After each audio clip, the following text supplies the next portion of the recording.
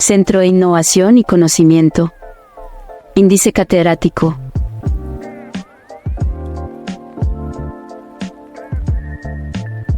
Y de Educación en Salud.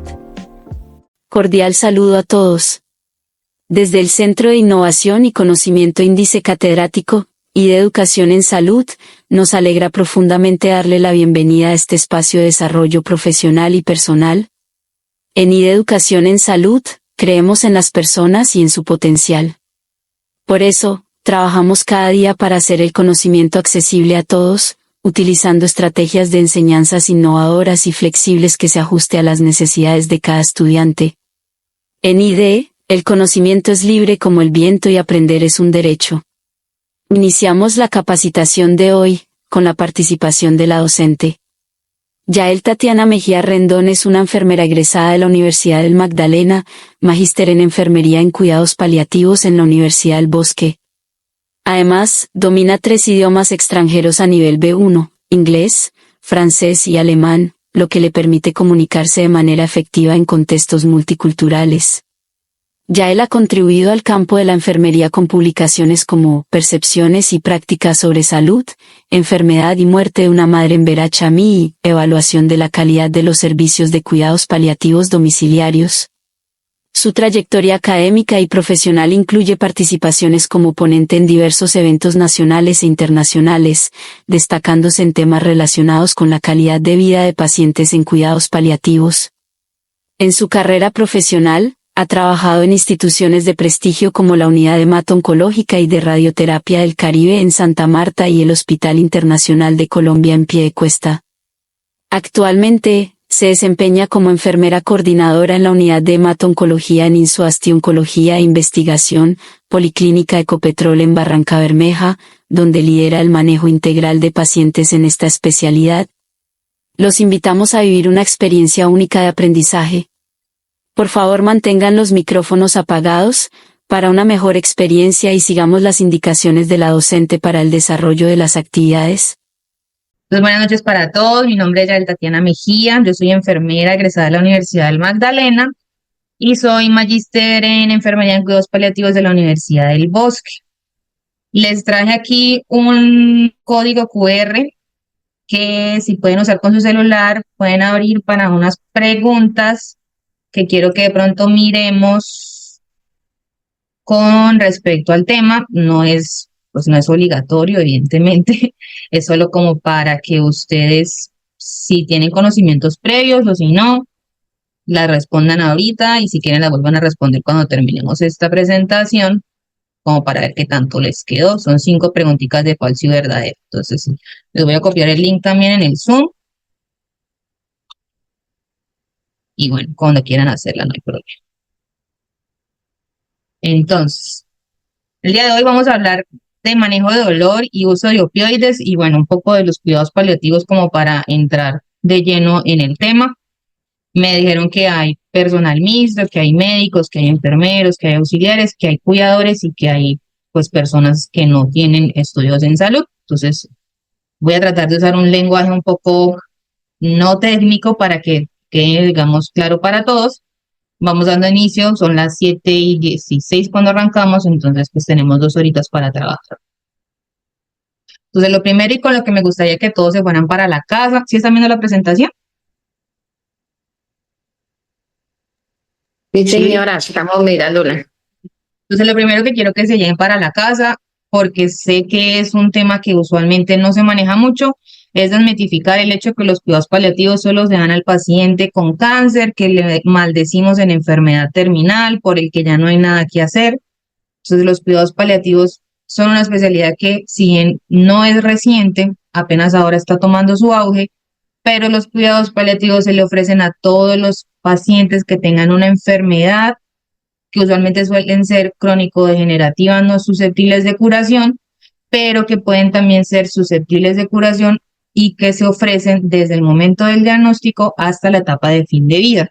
Entonces, para que de pronto no tengamos ese concepto que suele haber de que me mandan con cuidados paliativos porque ya me voy a morir, cuando ya no hay nada que hacer por mí o por mi familiar o por mi paciente, ¿sí? Es como la concepción que hay. y que con la que venimos muchos de los que estudiamos. Yo soy graduada del 2015 y fue con la noción con la que básicamente me gradué. Un poco de normativa colombiana, esto es muy rápido porque hoy no hablamos de legislación, pero el contexto de los cuidados paliativos arranca desde el 2010 con la ley Sandra Ceballos que habla pues del tratamiento integral de cáncer, pero tenemos una resolución específica que es la ley Consuelo de Saavedra del 2014 que reglamenta como tal los cuidados paliativos en Colombia. Han salido diferentes resoluciones como una del 2016 donde hablamos del documento de voluntades anticipadas, y la última que tenemos, que es la del 2021, que es la más reciente y de pronto que ha generado mucha controversia, pues con respecto a la recepción, trámite, reporte y de la eutanasia, ¿sí? De esto no nos vamos a ahondar porque no venimos a hablar hoy de legislación en salud. Que es importante entonces que el soporte paliativo en un modelo de atención más bien reciente se ha modificado para dejar de hablar solo de cuidado paliativo en la etapa de fin de vida, sea aquí donde hablamos de cuidados de hospicio, sino desde una enfermedad en estado temprano, es decir, tenemos un paciente sano con no evidencia de enfermedad que puede iniciar con síntomas en una enfermedad con un estadio temprano y yo puedo ofrecerle soporte paliativo porque tiene efectos secundarios que requieren manejo. No quiere decir que no tiene su especialidad tratante. Este paciente puede volver a no tener enfermedad, es decir, a curarse, como que puede progresar a una enfermedad en un estado más avanzado, donde el grupo de cuidado paliativo pues ya entra a ser un soporte más robusto, ya más conformado por todo el tipo de terapias complementarias. Entonces aquí ya no estamos hablando solo del médico que de pronto está dando manejo farmacológico, sino que estamos hablando del enfermero, del trabajador social, del consejero espiritual, del psicólogo, del psiquiatra, de los terapeutas físicos y ocupacionales. Y tenemos unos cuidados de hospicio, que son los cuidados de fin de vida, que este término fin de vida es lo que se quiere ahora como tratar de eliminar ese concepto de paciente terminal, y son los cuidados que damos en la etapa final de la enfermedad, cuando estamos próximos a fallecer y después de que nuestro paciente fallece, en toda la etapa del duelo para los familiares, ¿sí? ¿Cuáles son los síntomas de las enfermedades avanzadas? ¿Quiénes son susceptibles de recibir cuidado paliativo? Entonces, hay un síntoma principal que es el del dolor, ¿sí? Y que es en el que vamos a girar digamos, la sesión del día de hoy. ¿Por qué? Porque es el síntoma más presente, incluso en enfermedades de pronto no oncológicas, pero que viene desarrollándose casi que gracias al cáncer, ¿sí? El 80% de los pacientes con cáncer van a tener dolor, y a raíz de aquí es que el auge de los cuidados paliativos, digamos que ha salido al estrellato, pero no solamente hablamos de cáncer, hablamos de un grupo de enfermedades que ustedes pueden ver aquí, están clasificadas por cuatro grupos. El grupo 1, entonces, son esas enfermedades que ponen en peligro la vida, pero que el tratamiento curativo es factible, aunque pueda fallar. Entonces hablamos aquí de quién, del cáncer, pero hablamos también de otro tipo de enfermedades, como enfermedades coronarias, hepáticas y riñón, en pacientes que tienen posibilidad de trasplante. Entonces la enfermedad renal crónica, el paciente con el que requiere trasplante de hígado, el paciente con la insuficiencia coronaria. Tenemos condiciones en las que la muerte prematura es inevitable. Pueden haber largos periodos de tratamiento intensivo dirigidos a la enfermedad para prolongar la vida y tratar de que el paciente lleve sus actividades normales, como la fibrosis quística y distrofias musculares, como la de Duchenne o la atrofia muscular espinal tipo 1. Tenemos unas condiciones progresivas que definitivamente no podemos curar, donde el tratamiento solo es paliativo a manejo de síntomas, pero que este paciente puede vivir muchos años. No se va a curar con la enfermedad, pero va a vivir con ella muchos años. Enfermedades de Batten, las mucopolisacaridosis y otras enfermedades metabólicas. Y tenemos unas afecciones irreversibles que no son progresivas, que aparecen de súbito, que generan una discapacidad grave y que van a producir probablemente una muerte prematura. Entonces aquí tenemos parálisis cerebrales y discapacidades complejas después de una lesión cerebral o medular. Todo esto es susceptible de cuidados paliativos. Por eso dejamos de hablar entonces de los cuidados paliativos solo para el paciente en etapa de fin de vida. ¿Qué síntomas podemos darle manejo a los cuidados desde cuidados paliativos? Pues por síntomas, por grupos, ¿sí? Tenemos síntomas respiratorios como la disnea, que es la dificultad para respirar, la tos, las secreciones. Tenemos síntomas gastrointestinales como el estreñimiento, la diarrea, la salivación excesiva, la mucositis, que es muy característica, por ejemplo, en oncología, náuseas y vómitos, la anorexia, disfagias, hipoobstrucciones intestinales, perdón, serostomía resequedad, o sea, los es aumento de la salivación. Síntomas urinarios como la retención urinaria, la incontinencia, síntomas dermatológicos como las úlceras, como las fístulas, el linfedema, síntomas psicológicos y neuropsiquiátricos como ansiedad, depresión, insomnio, delirio, convulsiones, síntomas espirituales como el distrés espiritual, la angustia espiritual, el sufrimiento existencial, que son diagnósticos que requieren manejo por cuidado paliativo, y un grupo de síntomas en general donde encontramos dolor, hemorragia, fiebre, específicamente fiebre tumoral, ascitis, caquexia, fatiga y astenia. Todo esto es susceptible de cuidados paliativos. ¿Qué buscan finalmente los cuidados paliativos? Mejorar la calidad de vida en el paciente con enfermedades crónicas no susceptibles de curación o en enfermedades susceptibles de curación en estadios tempranos con síntomas de difícil manejo. ¿Sí? Eso es como un brochazo general a los cuidados paliativos. Si estoy hablando muy rápido me avisan porque a veces me emociono un poco. ¿Qué pasa en Colombia? Pues que en Colombia estamos terrible, estamos muy mal. Si miramos los índices de sufrimiento que están asociados a dolor versus el consumo de opioides, estamos por debajo de las metas, yo creo que incluso a nivel internacional, no solo Latinoamérica.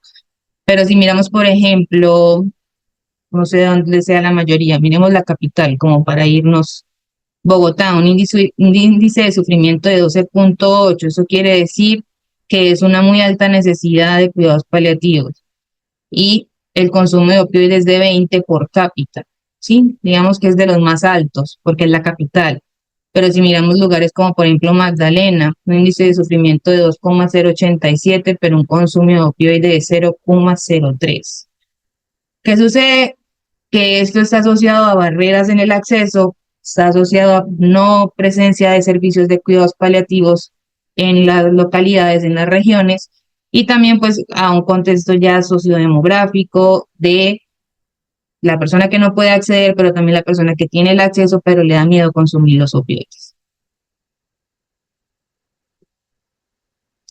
Entonces, ya entrando de lleno a lo que venimos a hablar el día de hoy, estamos entonces hoy hablando del manejo de dolor. Pues para yo poder hablar del manejo de dolor, tengo que empezar desde cero y tengo que empezar desde la definición de dolor. Y para eso, un momento, ¿cuál fue este teléfono? Silencio, no haciendo que vibrar aquí. Para eso entonces tenemos la Asociación Internacional para el Estudio del Dolor, que estas son las siglas en inglés, que nos dice que el dolor finalmente es una experiencia sensorial o emocional desagradable que pueda estar asociada a un daño tisular real o potencial, sensorial o emocional, ¿sí? Y aquí va a partir un montón de clasificaciones que vamos a encontrar, pero si nos vamos a casar con un concepto, debemos casarnos con este concepto, que es el de la Asociación Internacional del Estudio del Dolor, porque ellos son los que constantemente están sacando información al respecto. Entonces, si queremos hablar de dolor, debemos hablar del origen de este dolor, pero también de la clasificación por patología de este dolor, y debemos hablar de una evaluación antes de entrar siquiera a hablar de un tratamiento. Entonces, ¿qué clasificación tenemos con respecto al origen? Hablamos de que hay un dolor originado por la enfermedad, producido por la enfermedad.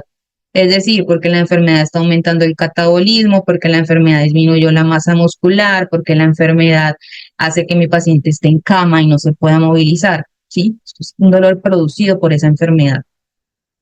Pero también tengo un dolor asociado a esa enfermedad. Entonces, ese dolor que está relacionado con infiltraciones, por ejemplo, en cáncer, a otros órganos, a otros tejidos, esto también me va a producir dolor. Tenemos un dolor asociado al tratamiento y bueno, yo voy a hablar un poco en general, pero siempre voy a terminar hablando específicamente de cáncer porque digamos que es el contexto en el que me desenvuelvo y en el que más tengo la experiencia.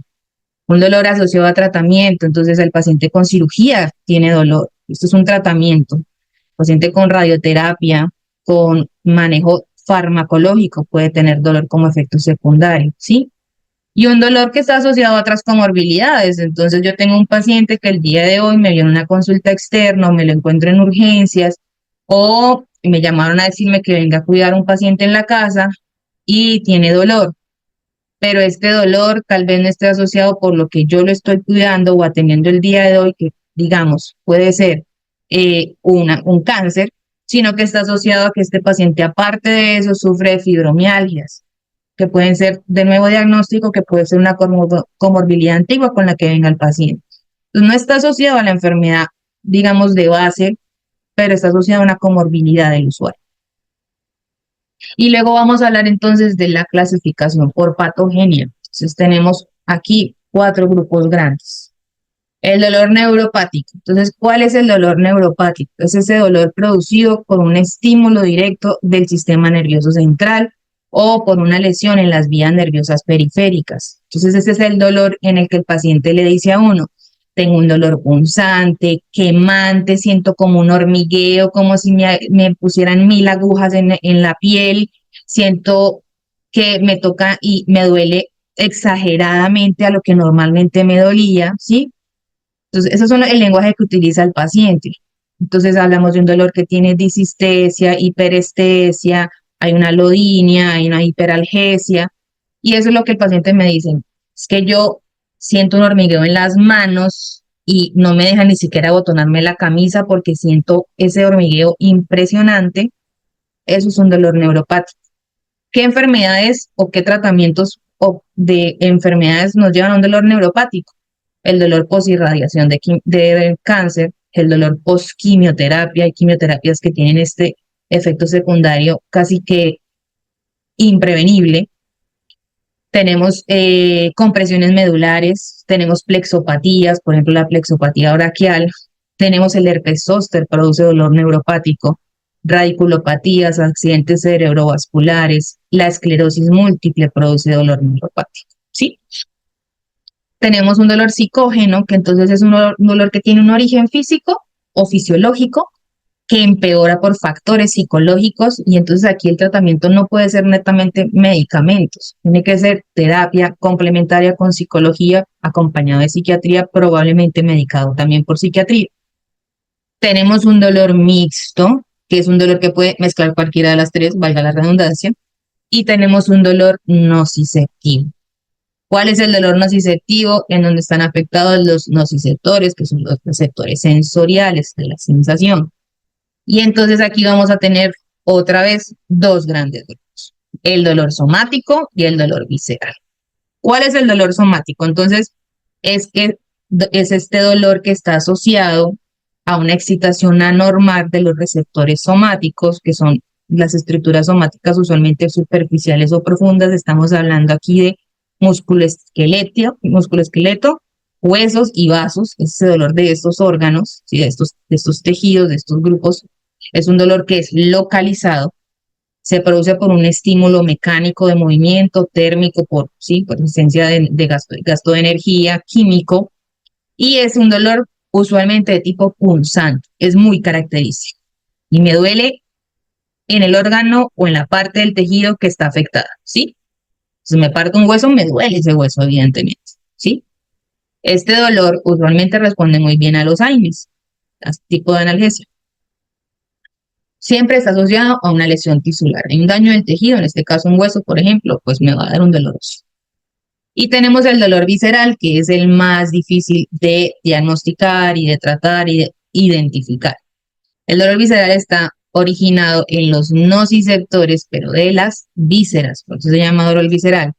Y este dolor es vago, es impreciso, suele irradiarse a lugares lejanos, es profundo. Es ese paciente que le dice a uno, es que me duele el estómago, pero no sé dónde.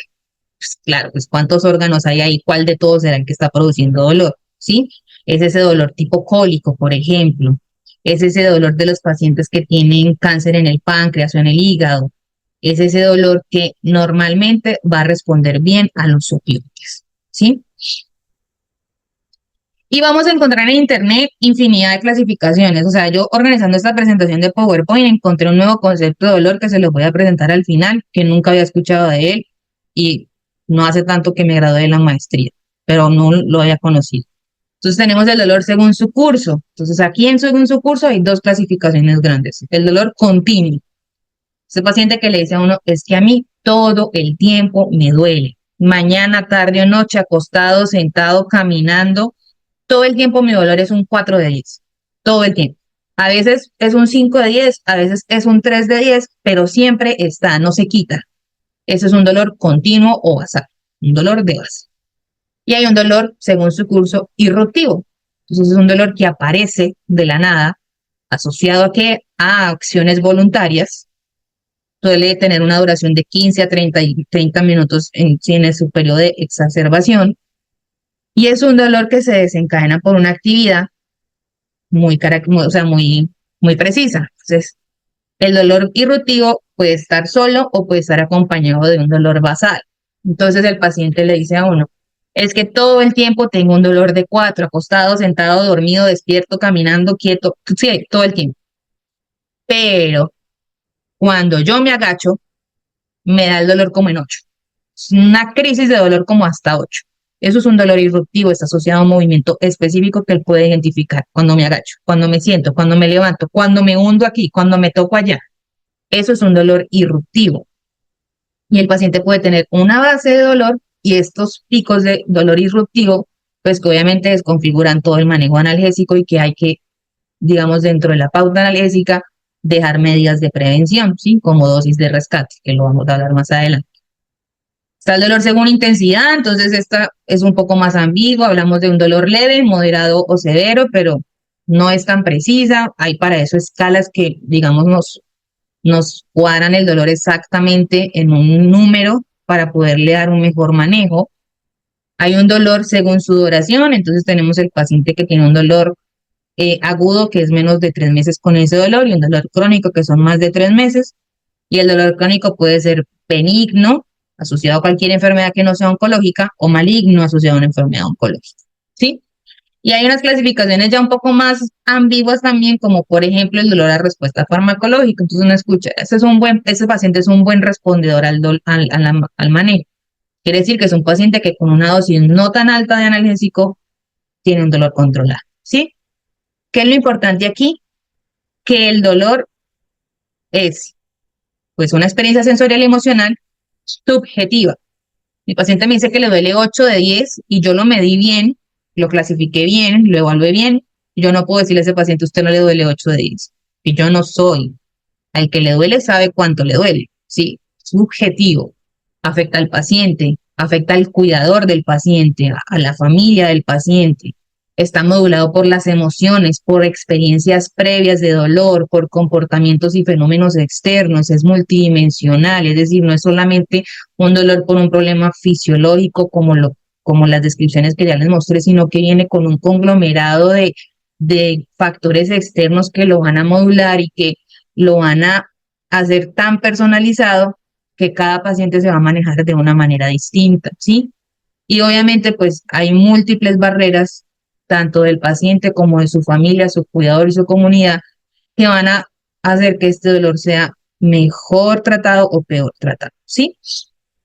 Hay unos conceptos que, bueno, eso es una clasificación, esto es un resumen más o menos de lo que les dije, el dolor neuropático, adormecimiento, sensación de quemazón, radiación, como si me dispararan descargas eléctricas, hormigueo y como sensación de agujas, un dolor visceral mal localizado, tipo cólico, es profundo, como si me apretaran, como si sintiera presión. Ese es el típico dolor de esa propaganda viejísima de como haciendo pizza o amasando pan. Tal cual, es este dolor que el paciente dice, me siento inflamado, me siento que me duele el estómago, es el dolor del cólico menstrual en nosotras las mujeres, que uno sabe que tiene el periodo, uno sabe que es el útero, pero uno le duele por todos lados, o sea, uno se toca y le duele en todos lados, y uno dice, pero es que aquí no está el útero, ¿por qué me duele hasta por acá? Si el cólico es menstrual, es ese dolor. El dolor somático, que ya es una sensación muy localizada, y el dolor psicológico, pues que ya está asociado a factores psicológicos. Luego vienen unas como conglomerados de dolor. Entonces, el más importante de todos es el dolor oncológico, digamos, es el que más también hay información. Y este dolor oncológico agarra casi que un poco de todo lo que ya vimos. Este dolor puede ser normalmente por cáncer, pero también por el tratamiento del cáncer. pero también por la debilidad asociada al tratamiento del cáncer, por su patología actual. Puede estar en cualquier lugar, puede doler cualquier parte. Puede ser nociceptivo, ya sea somático o visceral, puede ser neuropático, puede ser mixto, puede ser psicogénico, puede ser intermitente, puede ser constante, puede ser leve, moderado o intenso. Entonces aquí toca hacer una buena anamnesis para evaluar este dolor. Cuando es el dolor oncológico, normalmente estamos hablando de un mayor índice de sufrimiento y por eso es que hay tanto énfasis en el dolor oncológico dentro de los cuidados paliativos. Y tenemos un dolor total, que este concepto, no sé si lo han escuchado, uno creería que es nuevo, pero viene como del 83, es como cuando quedó finalmente publicado, pero que viene hablándose como desde los 70 por Cecil Saunders, que es como la madre de los cuidados paliativos en el planeta, una señora británica. El dolor total lo clasifica como todos los factores sociales, espirituales, psicológicos y físicos que interactúan para resultar en una experiencia de dolor completa. Si yo tengo un componente fisiológico o biológico, yo tengo alrededor otro montón de componentes que hacen que este dolor fisiológico sea peor o mejor tolerado. ¿Sí?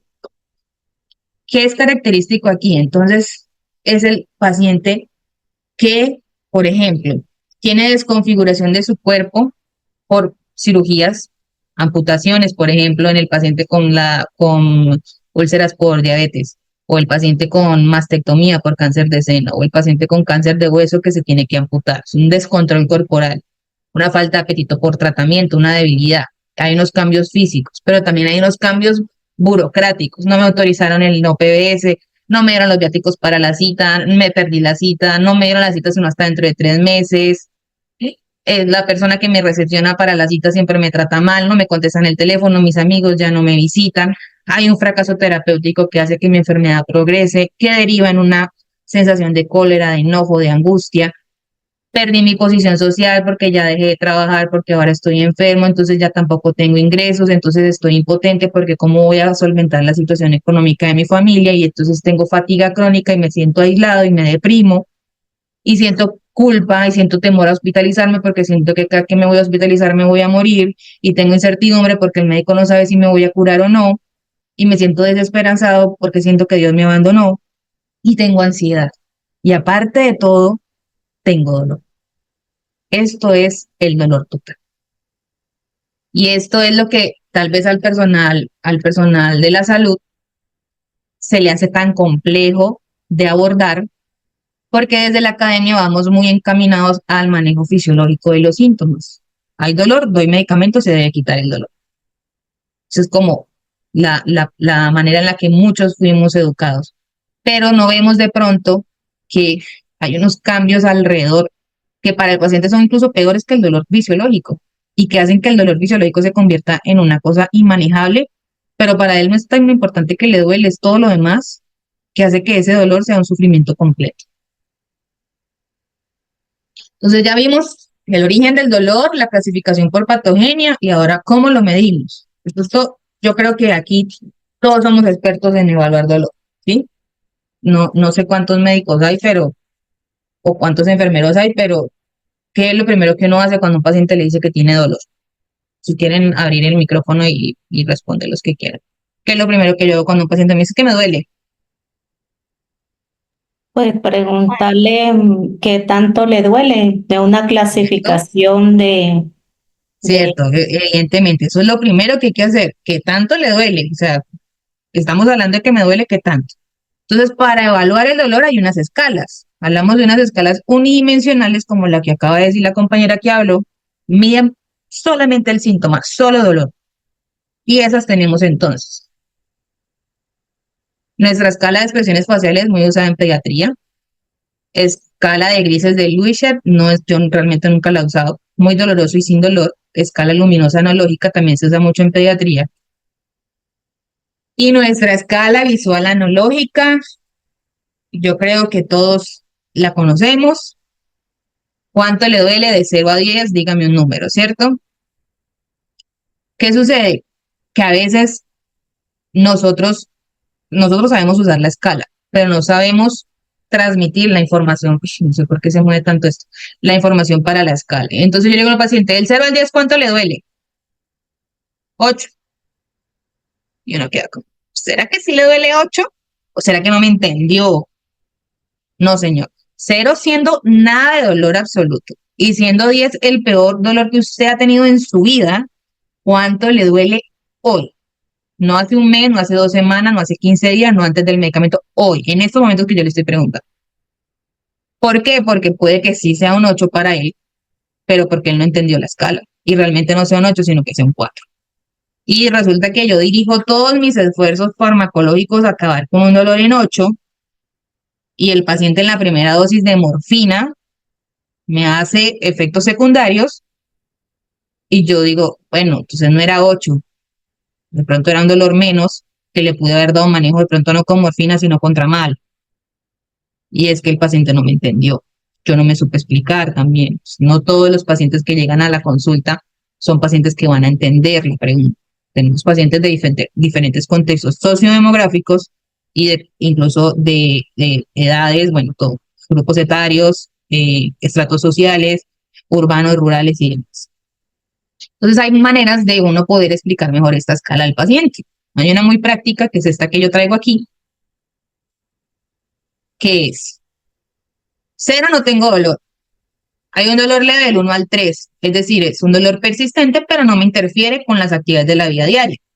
Hay un dolor moderado que interfiere significativamente, pero pues no me imposibilita, y este es del 4 al 6. Y hay un dolor severo del 7 al 10 que es incapacitante por completo. O sea, el paciente me dice, no, es que a mí me duele, pero yo me distraigo y se me pasa.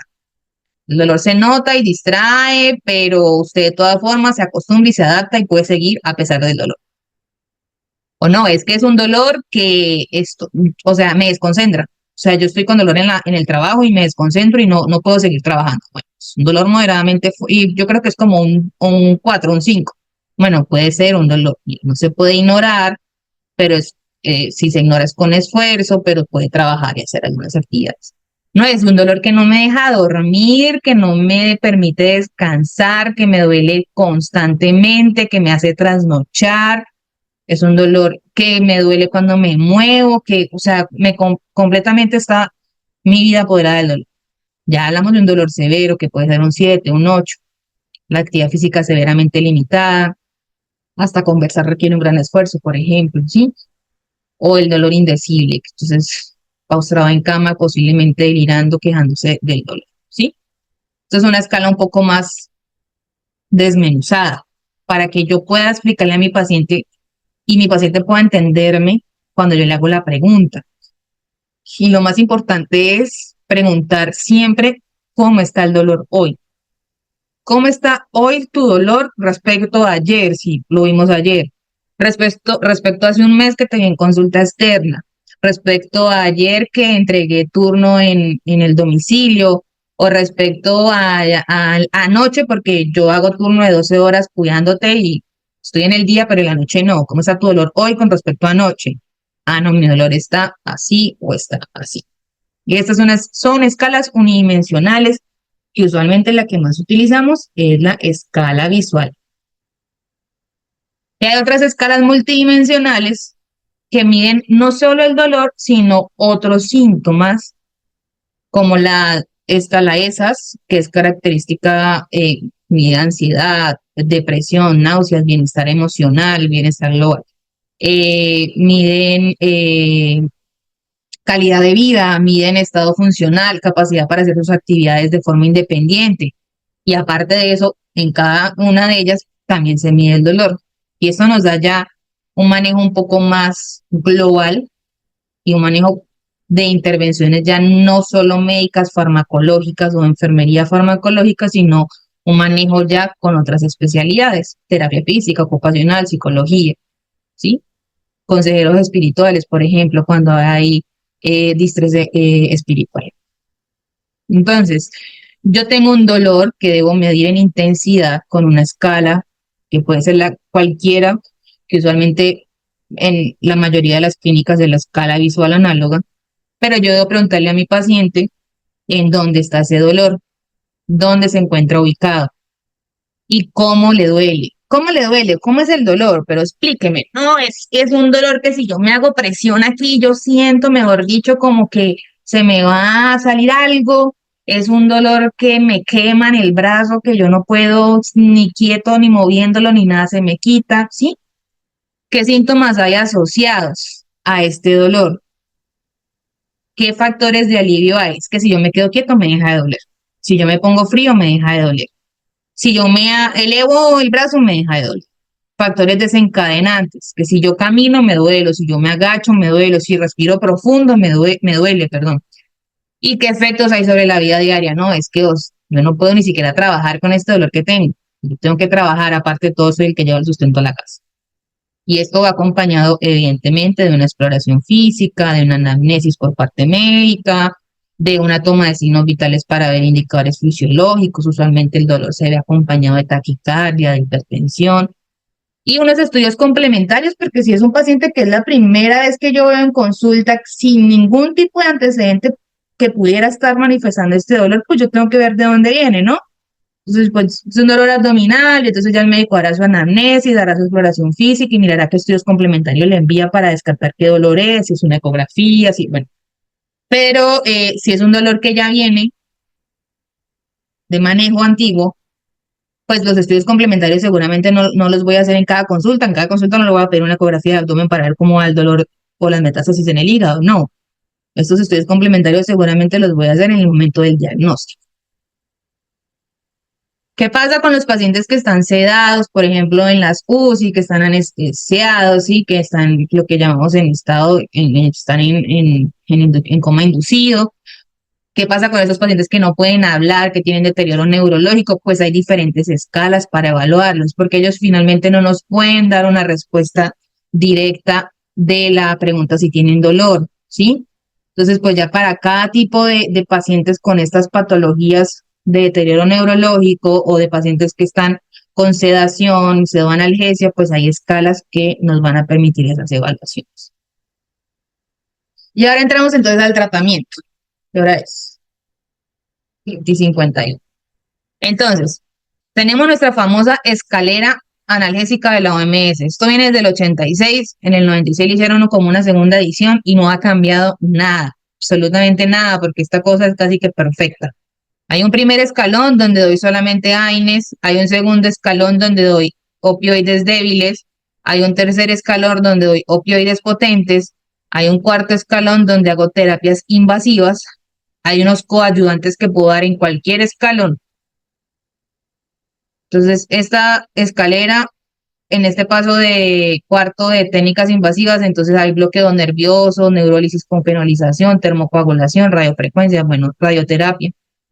¿Qué pasa? Que lo más importante es que yo no puedo mezclar un opioide del segundo escalón con uno del tercer escalón, porque lo que voy a hacer es provocarle problemas a ese paciente. Entonces, dolor, manejo con no opioide más un ayudante. Hay un dolor que persiste o que incrementa, debo subir un escalón a un opioide débil más un ayudante no opioide más otro ayudante que puede ser, luego lo vamos a ver los coayudantes, pero pues si es un dolor neuropático le tengo que dar otro tipo de manejo, ¿no? Hay dolor que aumenta o persiste, tengo que subir otro escalón a un opioide más fuerte, un manejo no opioide más un ayudante. Y estamos hablando de que estamos libres de dolor. Esta es una escala solo de cáncer, pero libre de dolor o con un dolor completamente controlado para poder decir que hicimos nuestro abordaje bien. De aquí en adelante vamos a hablar de manejo farmacológico para los adultos, ¿sí? Primer escalón de mi escalera. Analgésicos no opioides, químicamente enterogéneos. Hay una dosis máxima que no me puedo pasar y que si me paso, igual eso no va a hacer que tenga más control analgésico. Eso se llama techo terapéutico. O sea, por más de que yo le dé 20 gramos de acetaminofén, no le va a quitar el dolor. Pero ¿qué pasa? Que hay una dosis máxima que sí me va a producir toxicidad.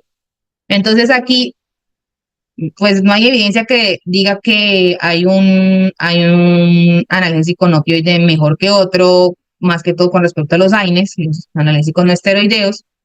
Y este primer escalón es para dolor leve, ¿sí? de 1 a 3. Ese es el manejo que le damos. Siempre vamos entonces a ver, paracetamol o acetaminofén, de 500 a un gramo cada 4 a 6 horas, con una dosis máxima de 4.000 miligramos o 4 gramos. El aspirina, con una dosis máxima de 4 gramos al día, eso es 24 horas. La dipirona, una dosis máxima de 6 gramos. El ibuprofeno, una dosis máxima de 2.400 miligramos. El naproxeno, una dosis máxima de 1.500 miligramos. El diclofenac, una dosis máxima de 150 miligramos. Y los analgésicos esteroideos, entonces, Celecoxib, el Meloxicam, esas son diferentes presentaciones. Entonces, ¿cuánto le puedo dar yo a mi paciente? Pues aquí en esta tablita tenemos el resumen. Se le puede dar acetaminofén cada 4 a 6 horas, que es lo más usual, que mandan 500 cada 6 horas, 4 veces al día. Aspirina, uno no la escucha tanto realmente en Colombia, pero sí la usan en muchos otros países para dolor. O sea, este no es como el que primero mandamos nosotros aquí. Siempre vamos con el acetaminofén y luego saltamos a ibuprofeno o a naproxeno. Ibuprofeno y naproxeno de 400 a 600 cada 6 u 8 horas, sin no pasarnos la dosis de los 2.400. El diclofenac, por ejemplo, 50 miligramos cada 8 o 12 horas. Pues aquí tenemos la tableta de 50 miligramos cada 8 horas. Si le voy a poner 75 miligramos de intramuscular, pues cada 12 horas. La mayoría de estos analgésicos es por vía oral y ellos tienen sus efectos adversos, usualmente son gastrointestinales, hay efectos adversos hematológicos como el antiagregación plaquetaria, hipersensibilidad. ¿Qué es lo importante de este primer escalón? Que lo uso solo en dolor leve, pero que lo puedo usar en combinación con cualquier opioide de los otros escalones. Y a los analgésicos, a los AINES especialmente, y al acetaminofén, que es como su propio grupo, siempre se les va a llamar ahorradores de opioides, porque van a potenciar la acción del opioide del otro escalón que sigue, siempre, siempre. Por eso uno siempre dice, deje el opioide más el AINE o el acetaminofén que va, uno le dice que va a potenciar la acción, pero lo que va a hacer es ahorrar opioide. Eso sí, no vamos a mezclar a un paciente, darle 2 AINES, pero sí podemos darle un AINE y acetaminofén. Eso es muy típico. ¿Qué tengo que cuidar? La función renal de este paciente. Acuérdense que ellos tienen, los AINES pueden hacer falla renal. Pero resulta que el dolor aumentó o de primerazo bueno, aquí tenemos otra primer escalón. Entonces, aquí, efectos secundarios gastrointestinales como náusea, úlceras gástricas, sangrado, perforación, retención de agua y sodio, disminución del efecto de los antihipertensivos y de los diuréticos. Bueno, aquí hay como unos efectos secundarios. Y aquí es lo mismo, la tabla de allá. Ibuprofeno. Entonces, el pico de acción a los 15 a los 30 minutos de haber tomado el ibuprofeno va a durar de 2 a 4 horas. Por eso es que se va a dar 3 o 4 veces al día. El diclofenac tiene su pico de acción a las 2 o 3 horas y tiene una vida media de 1 y 2 horas. El naproxeno va a hacer su efecto a la hora y tiene una vida media de 14 horas. ¿Sí? ¿Qué pasa? Que entonces yo debo saltar, ¿sí? Si el dolor no está controlado aquí, o por el contrario, el dolor ya arrancó en moderado, no arrancó tan bajito, no arrancó un paciente con un dolor en 5, yo no le puedo ir a dar una AINE esperando que la AINE vaya a solucionar todo, porque ya la teoría me dice que la AINE no me va a funcionar sino como hasta un dolor grado 3. Entonces yo debo brincar al opioide.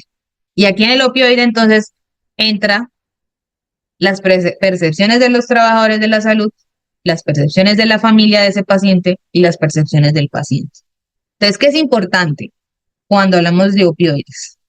Que hay unos mitos frecuentes que debemos desmitificar y decirle al paciente, como por ejemplo el temor a la adicción, a la tolerancia, a la dependencia, que el paciente crea que se va a hacer un drogadicto porque toma morfina, a que el paciente crea que le vamos a dar morfina porque es para que se muera, o que el paciente, la familia del paciente crea que el paciente se va a tomar la morfina para suicidarse, que si hay morfina es que me estoy muriendo, que la morfina solo se pone para que le dé euforia, o que entre más morfina tome, más tolerancia a algo y luego me voy a volver adicto o ya no va a ser efectiva. Esos son mitos que si no rompemos, por más de que el paciente tenga 3 frascos de morfina en la casa, siempre tiene dolor porque nunca se toma la morfina. Y no está asociado a la barrera de acceso, sino a las creencias populares del paciente. Y obviamente hay unas conductas aberrantes que yo debo vigilar que no aparezcan. Como por ejemplo, ese paciente que yo en la historia clínica veo que vino hace 15 días con mi compañero y le pidió fórmula y a mí viene y me pide la misma fórmula porque se le acabó el medicamento. Pero si yo veo que está medicado para un mes, entonces hay que hacer un control de dosis. Un paciente que dice, ay no, es que me robaron la carpeta con las fórmulas y las órdenes y se me perdió. Se me perdió el controlado de la morfina y necesito otro. Sí, uno le tendrá que creer al paciente. Pues hay que entrar a mirar eso porque una vez está bien, pero que en cada consulta me diga que se le perdió la fórmula o que en cada consulta venga y me diga que le aumente la dosis, que le aumente la dosis, que le aumente la dosis, sin ninguna clase de pronto de que el paciente esté haciendo el resto de los tratamientos juiciosos, si no está yendo a las consultas con las demás especialidades, por ejemplo. O que el paciente me diga, no, es que se me acabó porque es que en lugar de tomarme 5 gotas, yo me tomaba 10. Es que no le mandé 10, le mandé 5. No se le tiene que haber acabado porque usted no se podía haber tomado la morfina diferente. Que la consulta solo gira alrededor de los opioides, que vaya a urgencia y entonces en una urgencia se pone una cosa, y en otra urgencia se pone otra cosa, en otra urgencia se pone otra, y que nunca acepta otro tratamiento que no sea el opioide. Estas sí son conductas de riesgo, y estas conductas de riesgo yo sí debo estar muy pendientes porque sí me pueden dar un indicio de que hay una conducta aberrante que puede estar en un riesgo potencial de abuso de opioides. Esta calculadora de abuso de opioides la podemos hacer nosotros antes de formular a un paciente. Dice aquí el hipervínculo, si no estoy mal. Está aquí, esta es la calculadora como en inglés, y usted la puede ir llenando, pero pues bueno, ahí no está en español, evidentemente. Entonces, sufre antecedentes familiares de abuso de sustancias, si es mujer o si es hombre, si de alcohol o si de drogas ilegales o si de medicamentos. Hay abusos personales de sustancias, si al alcohol, si a drogas ilegales o si a medicamentos, cuál es su edad, sea antecedentes de abuso sexual, sea antecedentes de enfermedad psiquiátrica. Y entonces, si tengo de un 0 a 3, hay un riesgo moderado, se pueden utilizar opioides, pero hay que reforzar el seguimiento. Si tengo un riesgo alto, lo ideal es no prescribir opioides y registrar en la historia clínica para evitar su prescripción en cualquier otro ámbito. Eso es antes de que entremos a los opioides porque siempre hay como mucho temor. Hay unos efectos secundarios asociados a los opioides, siendo los más comunes los gastrointestinales. Náusea y vómito y estreñimiento. Eso es como la triada del opioide. O sea, usted tiene manejo con opioides y usualmente tiene náusea y usualmente se estreñe. Eso es como lo característico. Hay otros efectos secundarios como retención urinaria, hipotensión postural o hipotensión ortostática, mareo, alucinaciones, delirio, depresión respiratoria, que es el foco de todos y todo el mundo cree que todo el que toma morfina termina en depresión respiratoria si hay un descuido. Realmente puede haber una depresión respiratoria, puede ser un riesgo, pero no todo el paciente que consume opioide va a tener depresión respiratoria. Y unos efectos secundarios como sudoración y sensación de que pica la piel. Entonces, los factores, la farmacocinética y la farmacodinámica de los medicamentos, pues va a cambiar los efectos de los medicamentos con respecto a los extremos de la edad. Entonces, obviamente el metabolismo y la distribución no es lo mismo en un pediátrico, en un adulto de 40 años y en un adulto de 80 años, ¿sí? Toda la distribución hepática y la absorción, todo eso va a variar y siempre, por eso es que tenemos que formular el opioide con base al paciente, ¿sí? Las características del paciente. Entonces, vamos aquí. Segundo escalón. ¿Cuáles son los fármacos del segundo escalón? Son los opioides débiles. La codeína, el tramadol, la dihidrocodeína, que la conocemos más que todo en jarabe. Estos son mis opioides débiles. Hay otro como el dextropropoxifeno, que aquí no lo he visto, la verdad. Vienen preparados en fórmula única. A veces vienen combinados con acetaminofén. Vienen de liberación rápida y liberación retardada. Estos opioides, digamos, débiles están en teoría en el mismo escalón los tres, pero la codeína tiene un efecto analgésico más bien débil. Entonces, de estos tres, el Gold siempre es el tramador. Y por eso uno casi siempre en un dolor moderado arranca con tramador. ¿Cuál es la dosis de tramadol? De 50 a 100 miligramos cada 6 horas con una dosis máxima de 400. Entonces tenemos ampollas de 50 y de 100 miligramos y tiene eficacia ligeramente superior a la codeína y 5 a 10 veces menos que la morfina. Por eso no es un opioide potente. Disminuye el potencial, el umbral convulsivo. Hay que disminuir la dosis en un 50% en los ancianos. No se puede usar en insuficiencia respiratoria grave. La codeína tiene una acción antitusiva para la tos, ocasiona un estreñimiento importante. Hay que disminuir las dosis un cuarto o la mitad en pacientes con insuficiencia de hígado y riñón. No se puede usar en EPOC, en asma o en depresión respiratoria. Entonces, estos son los opioides débiles que yo puedo combinar ¿con cuál? Con los AINES o con el acetaminofén del primer escalón.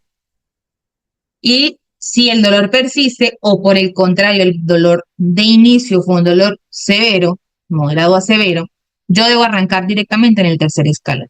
Y el gol estándar del tercer escalón, a menos que el paciente tenga insuficiencia renal o sea un adulto frágil, es la morfina. Siempre, siempre, siempre voy a empezar con morfina. Entonces, la morfina aparte es el manejo, digamos, habitual para dolor oncológico. El paciente con cáncer usualmente uno arranca con morfina. Siempre va a ser el opioide de referencia para vía subcutánea, oral, intravenosa, siempre va a ser la opción de referencia. Entonces, ¿qué pasa aquí? Del segundo al tercer escalón hay un cambio completamente distinto al primer escalón. Hablamos que el primer escalón tiene techo terapéutico, o sea, yo de los 6 gramos de acetaminofén al día o de 15, el efecto es el mismo, pero los efectos secundarios por toxicidad obviamente están presentes. Yo no me puedo pasar de esos 6 gramos. Eso es un techo analgésico. Del segundo escalón en adelante no existe el techo analgésico. Usted puede dar y dar y dar y dar y dar opioide y puede hacer mejor control de dolor, pero también puede tener efectos secundarios, ¿sí? Pero entonces, al no tener el techo terapéutico, ¿cuál es la limitante? Que siempre vamos a parar cuando haya efectos secundarios graves, como la depresión respiratoria, la sedación excesiva y el síndrome de neurotoxicidad por opioides, ¿sí? Entonces, siempre que usamos un medicamento opioide del segundo o tercer escalón, lo mezclamos con el AINE o con el acetaminofén como ahorrador de opioides y nunca vamos a usar la vía subcutánea, perdón, la vía intramuscular para los del tercer escalón porque es errática y dolorosa. El primer escalón en el segundo escalón con la dictaminadora, el tercer escalón para ella siempre va a ser oral, intravenosa o subcutánea. Bueno, transdérmica con los parches y la vía rectal también que todavía se sigue utilizando. Entonces arrancamos con la morfina. Siempre vamos a encontrarla, bueno, aquí en Colombia, porque estas tablas, lamentablemente no hay muchos estudios con, digamos, la farmacoteca colombiana, están muy, muy reducidos. Pero aquí en Colombia, ¿qué hay de morfina? Hay en ampolla de 10 miligramos en 1 ml. Hay en frasco multidosis, que se puede utilizar IV subcutáneo u oral, que es el que uno tiene que pinchar con aguja, y en frasco oral, de gotero. ¿Sí? Esas son las 3 que tenemos aquí. Entonces, la morfina hay que titularla, ahorita más adelante vamos a hablar de la titulación, pero entonces se da a pacientes que no han sido expuestos a opioides, a ancianos o con insuficiencia renal, se debe comenzar con unas dosis diferentes, idealmente hay otros medicamentos para ellos, y esto de los rescates lo vamos a hablar ahorita, pero entonces, cuando yo doy morfina oral y quiero pasar a subcutánea, debo hacer unas conversiones. Cuando yo doy morfina oral y quiero pasar a intravenosa, debo hacer unas conversiones. Y eso vamos a hablar ahorita en lo que es titulación de opioides. Pero ¿qué es lo que tenemos nosotros entonces? Liberación inmediata con las ampollas y nosotros no tenemos comprimidos, cápsulas. Entonces tenemos eso. Inmediata con morfina oral y las ampollas para enteral o enteral. Luego viene el tapentadol, entonces el tapentadol viene en tabletas de liberación controlada, tiene una vida media de 12 horas, están esas presentaciones. Tenemos la hidromorfona, que está en tableta, aquí en Colombia, y en ampolla, de 2 miligramos. Tenemos la metadona, vía oral en comprimidos. Tenemos la oxicodona, y la oxicodona la podemos encontrar con mezcla de, no mentira, la oxicodona en liberación prolongada, liberación normal. Tenemos el fentanilo en parches, usualmente vía transdérmicas, como lo más común aquí en Colombia. Hay parches transmucosos, intranasales, es que digamos que aquí todavía nos falta mucho. La buprenorfina también en parches transdérmicos. Y tenemos aquí esta tablita. Entonces, morfina. ¿Dónde vamos a pararnos? Aquí, vida media, 1.7 a 3 horas. Codeína, vida media, 2 a 4 horas. Hidromorfona, vida media, 2 a 3 horas. Tramadol, vida media, 6 horas. Buprenorfina es complicado por lo que la recirculación enterohepática. La meperidina, vida media 3 a 6 horas. La oxicodona, vida media 3 a 4 horas. La metadona, vida media 15 a 20 horas. Y el fentanilo, vida media a 2 a 7 horas. Yo tengo que mirar esta vida media para saber cada cuánto le voy a dejar el analgésico al paciente. ¿Sí? Y vamos a hablar entonces de los coadyuvantes. Entonces, son los fármacos, Dios, químicamente heterogéneos que tienen una acción complementaria a la de los analgésicos, aunque no son analgésicos propiamente dichos. Entonces, estos fármacos unidos a los opioides y a los AINES van a potenciar su acción o incrementar su eficacia. Entonces, por ejemplo, ahí se puede dar antidepresivos, por ejemplo, para el dolor neuropático, ¿sí? No, el antidepresivo no está indicado para el dolor neuropático, pero es un efecto que tiene sobre el dolor neuropático. Acción independiente de su actividad antidepresiva, aunque en ocasiones coexisten dolor y depresión, pero entonces en el alivio de este factor de la depresión también va a contribuir a mejorar la actividad del paciente. Se usa la amitriptilina, muy común, la duloxetina también. Anticonvulsivantes, por ejemplo, para el dolor oncológico neuropático, la gabapentina, la fenitoína, el ácido valproico, la carbamazepina. Neurolépticos y ansiolíticos no tienen acción analgésica excepto la levomepromacina, pero se usan para prevenir y suprimir náuseas y vómitos por opioides, por ejemplo, y las benzodiazepinas cuando el paciente está ansioso. Entonces, levomepromacina, loperidol, clorpromacina.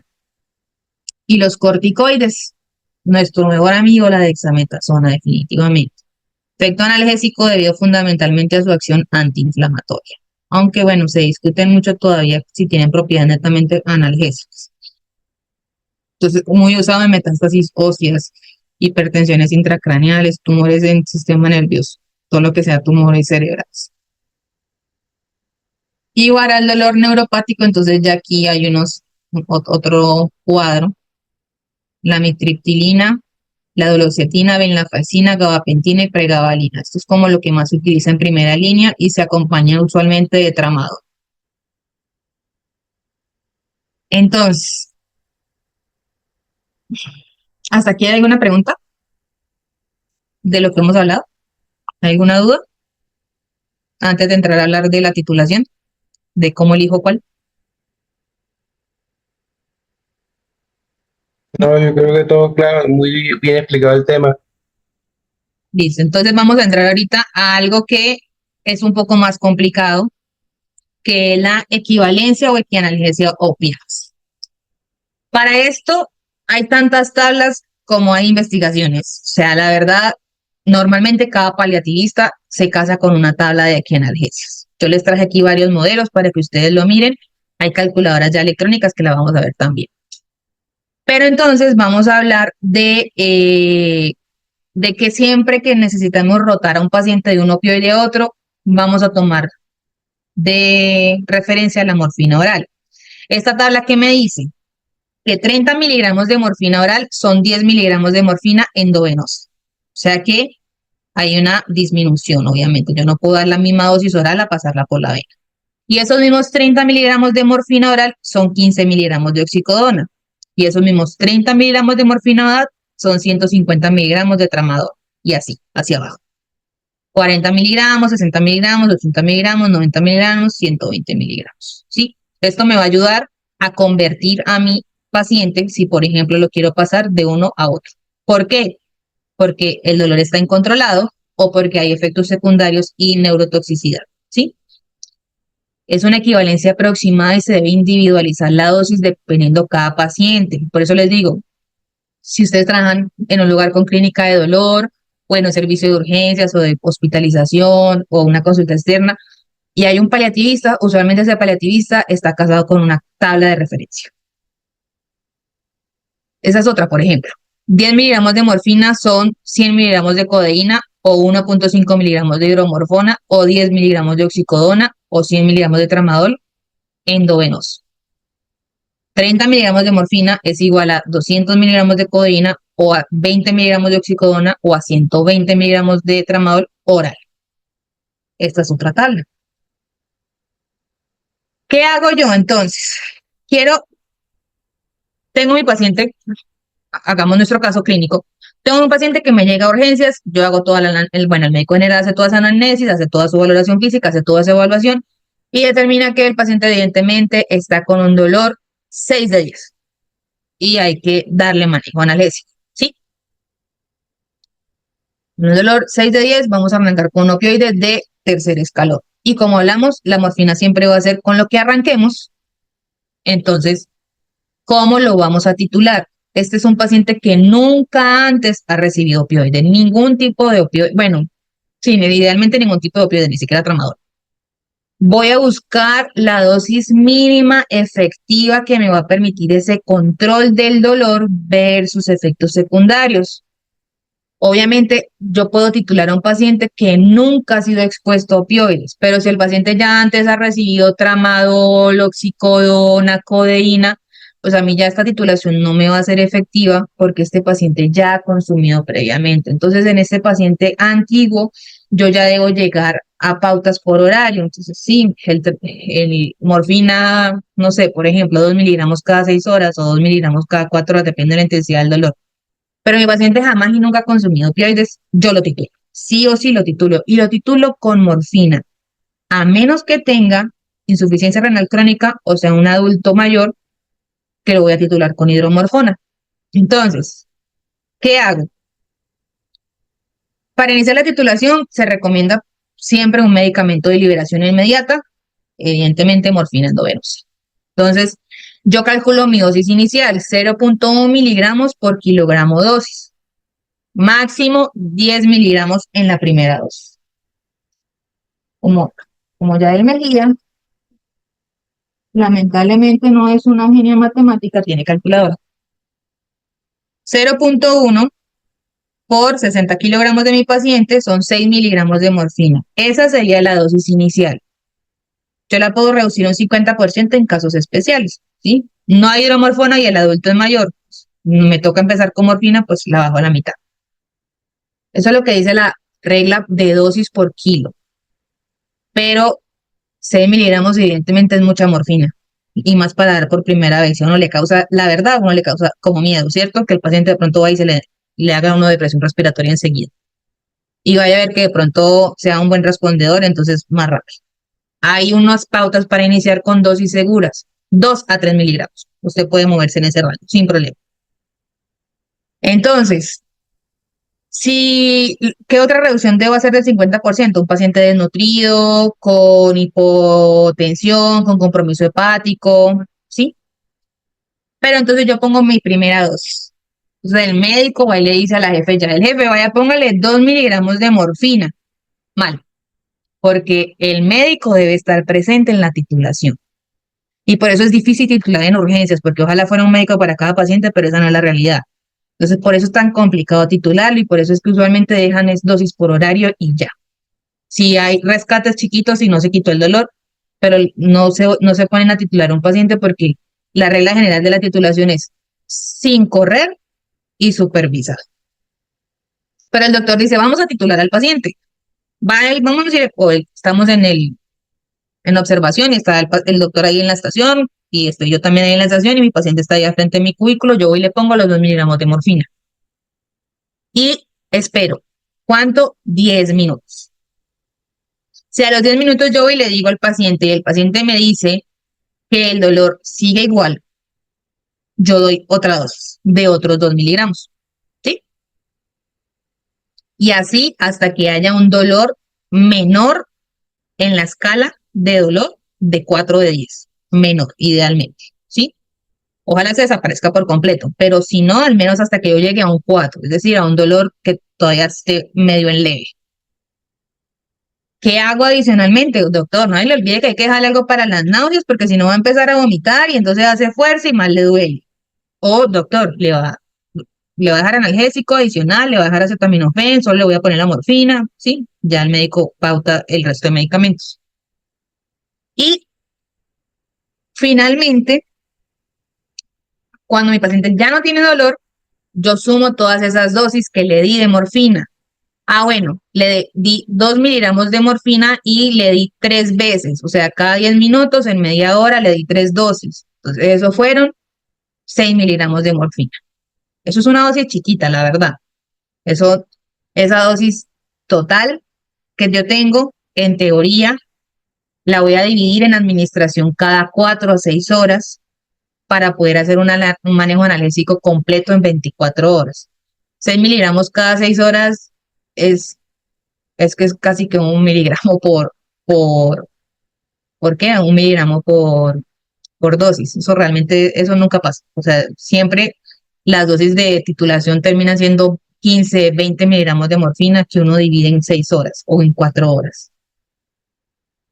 Y aquí, aparte de yo calcularle la dosis que se va a gastar en 24 horas, bueno, yo no porque yo soy enfermera, yo no puedo medicar. El médico le va a dejar una dosis de rescate y la dosis de rescate siempre va a ser el 10% de la dosis total. Entonces, si esta paciente, digamos que en la titulación se me gastó 20 miligramos de morfina, doctor, se gastó 20 miligramos de morfina, en total hasta que se le quitó el dolor o se le bajó el 50% o al menos 4 en la escala de 10. Lo dividimos en 6, son dosis de 3.3 miligramos cada 6 horas. Eso está como complicado de calcular. Pero le dividimos en cada 4 horas, ¿sí? 20 dividido 20 dividido en 6. Sí, es que 3.3 cada 4 horas está como complicado. 20 dividido en 4. 5 miligramos cada 6 horas. 5 miligramos cada 6 horas para completar 24 horas y hacer esos 20 miligramos. ¿Sí?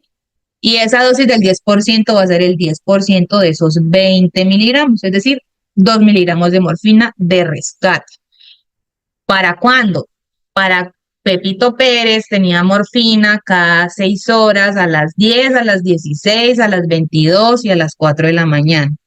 Pero de las 16 a las 22, como a las 18, me dice que está con mucho dolor otra vez.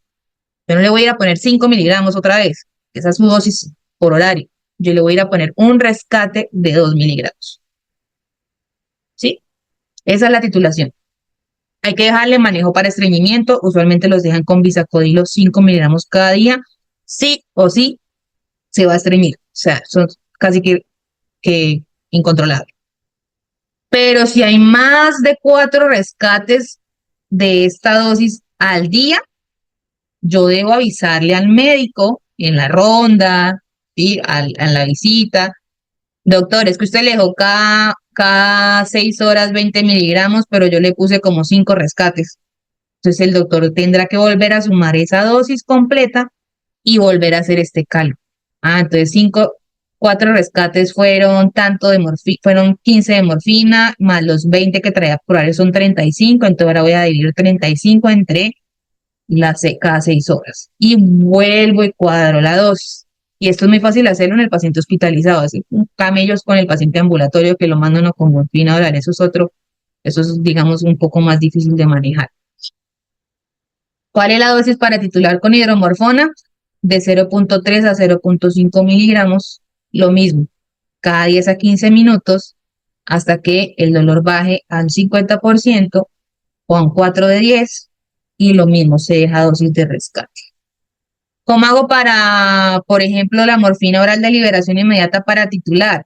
Son de 5 a 10 miligramos por vía oral cada media hora.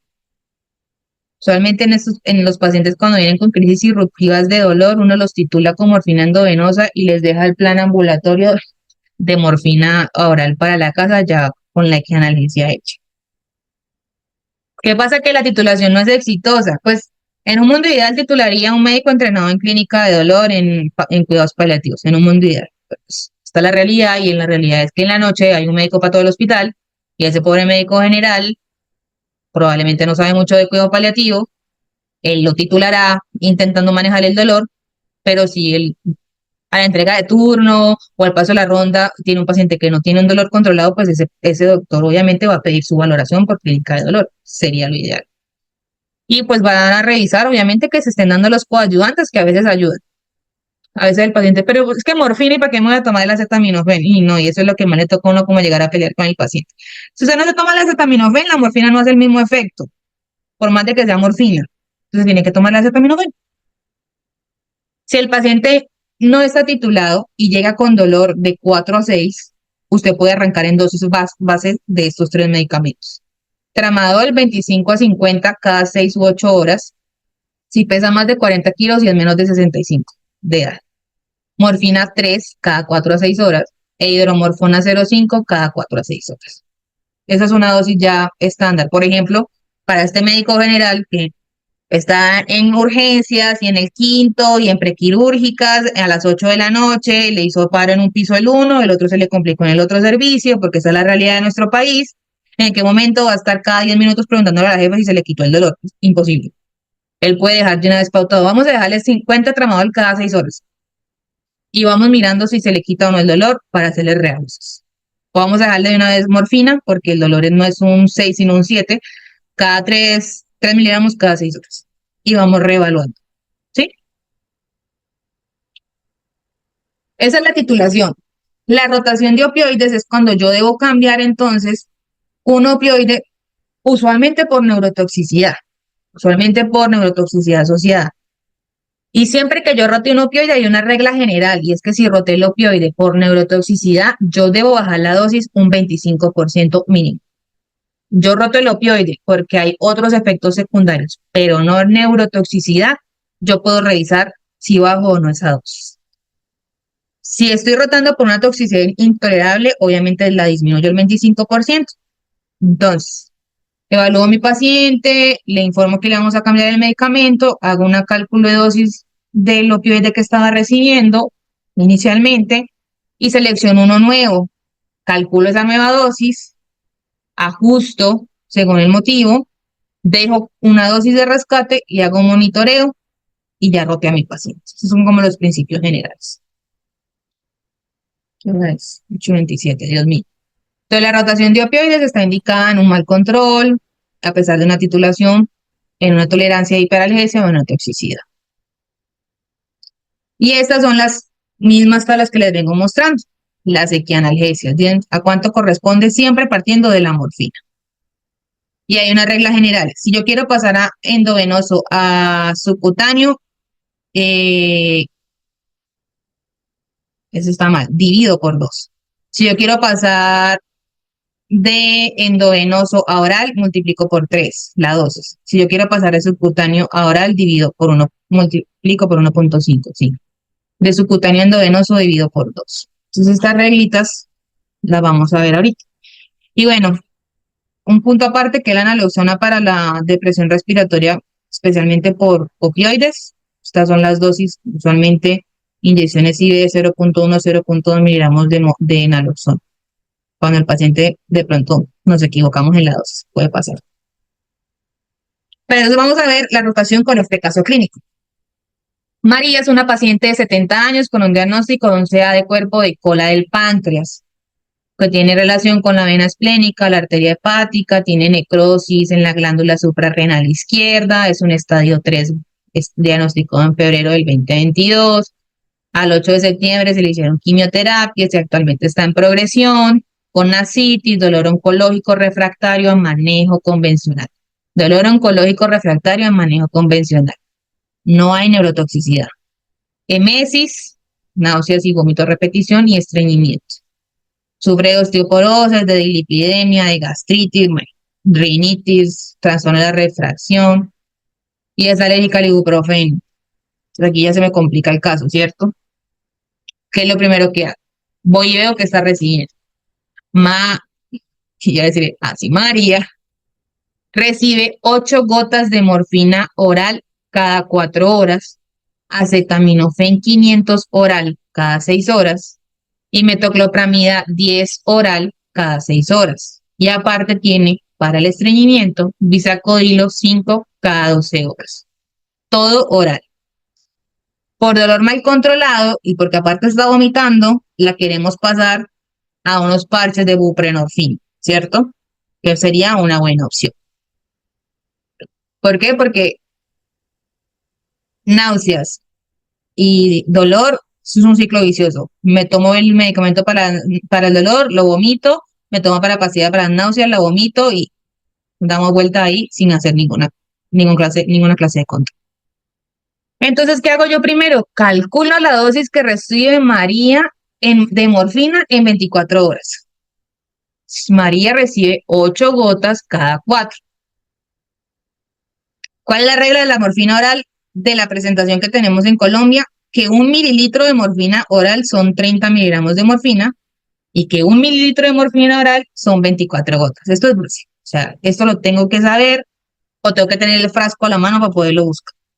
Pero eso es digamos, el principio para empezar a calcular. Entonces, 8 gotas cada 4 horas son 48 gotas al día. ¿Sí? 8 por 4. No, espere. 8 por 6. 48 gotas al día. 48 gotas al día son 2 mililitros. ¿Por qué? Porque dicen que 24 gotas es 1 y son 48, entonces son 2. Y 2 mililitros son 60 miligramos de morfina. ¿Por qué? Porque 1 mililitro es igual a 30 miligramos. Yo soy regular zonga para las matemáticas, pero hice el ejercicio como 80 veces para poderlo explicar aquí sin equivocar. María recibe 60 miligramos de morfina oral día. Entonces, si yo me voy a mi tablita que vimos ahora, 60 miligramos de morfina oral día son 35 miligramos de buprenorfina. ¿Cierto? En parche transdérmico, porque aquí no hay otra buprenorfina. ¿Vamos a hacer reducción de dosis? ¿Sí o no? ¿Ustedes qué creen? No, Efectivamente, no. ¿Por qué? Porque no estamos hablando de neurotoxicidad, estamos hablando de dolor refractario. O sea, no está controlado. ¿Y qué hay en la farmacoteca de donde yo trabajo? Hay unos parches de morfina de 10, de 20 y de 30. Pues no hay ninguno de 35. Está como complicado, ¿cierto? Pues yo empiezo con un parche de 30, que es la dosis más cercana que tengo. El parche de 30 de buprenorfina va a liberar 52.5 microgramos de buprenorfina oral. Es un parche que se pega en la piel. Y vamos a mirar qué le vamos a dejar de rescate, porque el algoritmo dice que yo calculo la dosis total, selecciono mi nuevo opioide, calculo mi nuevo opioide y dejo analgesia de rescate. Si yo no lo dejo con analgesia de rescate, probablemente María vuelve mañana porque puede que tenga dolor y no ni siquiera le dejamos nada para que usara en la casa. Entonces yo le puedo dejar esa misma morfina oral que tenía el mismo frasco, no le formulamos uno nuevo, aprovechemos ese frasquito, que aparte de aquí los opioides son control, monopolio del Estado y a veces no hay. Y le voy a decir, bueno, el 10% de esa dosis son 4 goticas de morfina, que serían más o menos 6 miligramos de morfina oral. Y los demás medicamentos, ¿qué hacemos con ellos? Porque ya paramos el opioide, pero ¿qué voy a hacer con el acetaminofén, con la metoclopramida, con el bisacodilo, si no tiene buena tolerancia a la vía oral? ¿Ustedes qué creen que hacemos? Vamos a poner a la misma María, exactamente la misma María. En progresión, con ascitis, caquexia, dolor refractario, emesis, pero no tiene estreñimiento, con un manejo con bisacodil. Pero ahora María no recibía esa dosis que les dije, sino que ahora María recibía 12 gotas de morfina oral cada 4, el acetaminofén ondansetron, que es para las náuseas, y el bisacodylo en las noches. Pero por poca tolerancia a la vía oral lo queremos cambiar a endovenoso, porque vamos a hospitalizar a María y la vamos a dejar hospitalizada para controlar el dolor. Entonces le voy a quitar esa morfina oral. Entonces la misma regla. 1 mililitro de morfina oral son 24 gotas y son 30 miligramos. Y recibe 12 gotas cada 4. 12 gotas cada 4 son 72 gotas al día. 72 gotas al día son 3 mililitros al día. Y 3 mililitros al día son 90 miligramos. ¿Y cuál era la regla que decía que yo, qué debía hacer para pasar morfina oral a morfina endovenosa? Decía que si yo quería pasar de oral a endovenosa, debía dividir en 3. Porque si no, voy a sobredosificar a María y me la puedo estar llevando con Chuchito. 90 miligramos de morfina endovenosa al día equivalen a 30 miligramos de morfina. Oral al día, perdón, equivalen a 30 miligramos de morfina endovenosa. ¿Hacemos reducción de dosis? No, porque no estamos con intolerancia. Y la podemos dividir en 6 aplicaciones, por ejemplo, 5 miligramos, o en 4 aplicaciones, 7.5 miligramos. Y restablecemos la dosis de rescate, el 10% de 30 miligramos son 3 miligramos. Una dosis de rescate de 3 miligramos. Y los demás medicamentos. ¿Qué hacemos? Ya cuadramos otra vez el opioide. ¿Y qué voy a hacer con el ondansetron, el acetaminofén y el... Bueno, el bisacodyl es una pastilla al día, pero el ondansetron cada 6 y el acetaminofén cada 6. ¿Qué hago con eso? ¿Ustedes qué creen que podemos hacer? Escucho comentarios.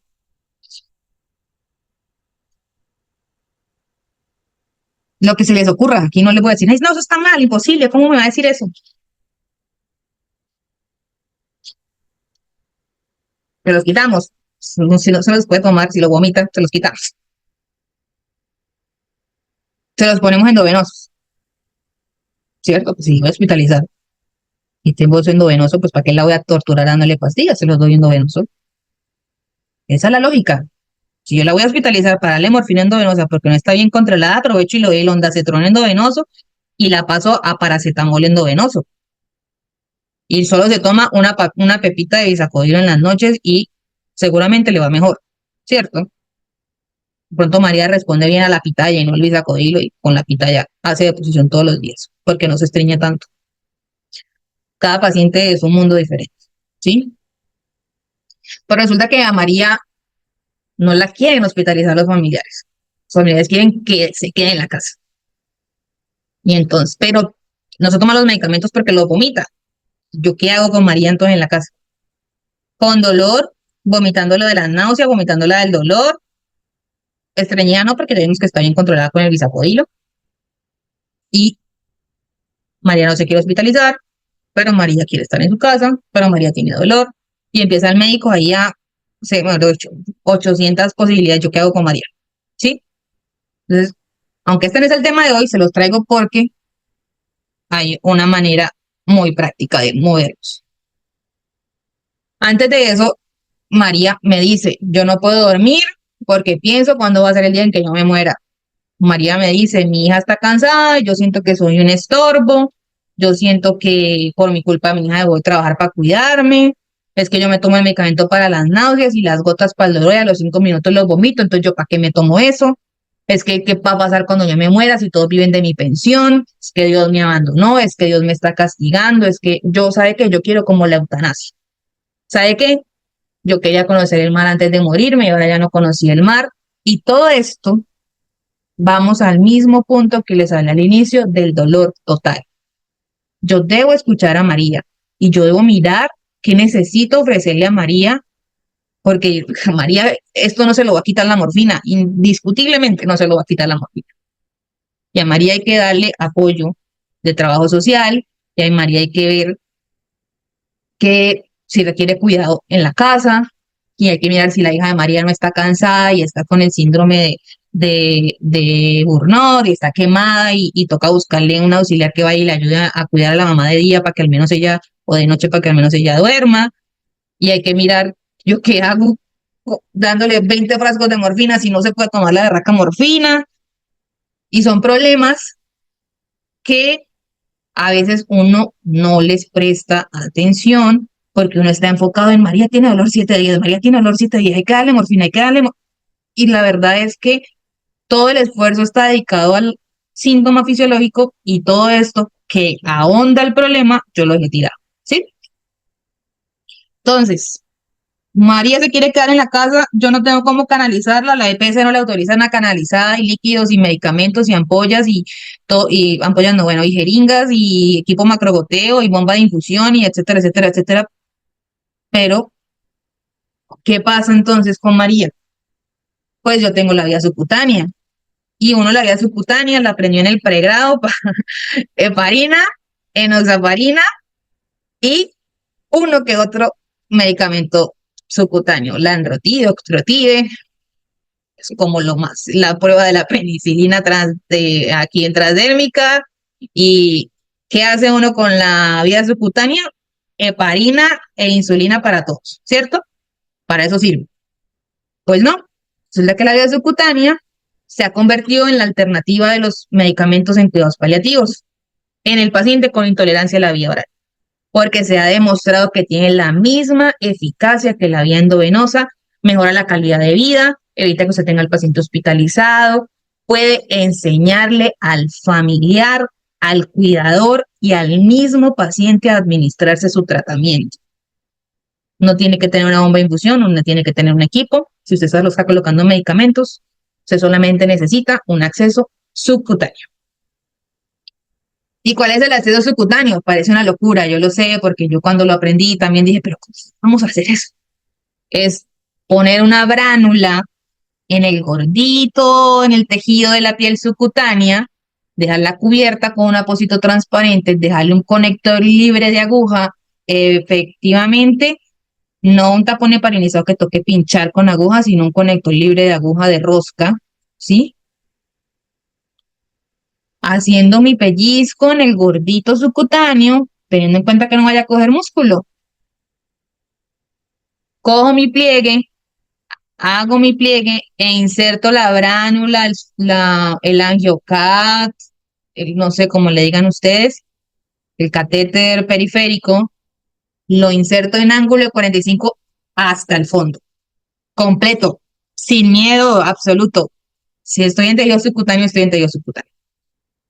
No voy a hacer a menos que la paciente esté caquésica, que hay unas contraindicaciones, pero no voy a hacer ahí un neumotórax, por ejemplo. O sea, ya es una condición muy específica que ni siquiera pudiera ponerle yo en catéter por esa misma condición.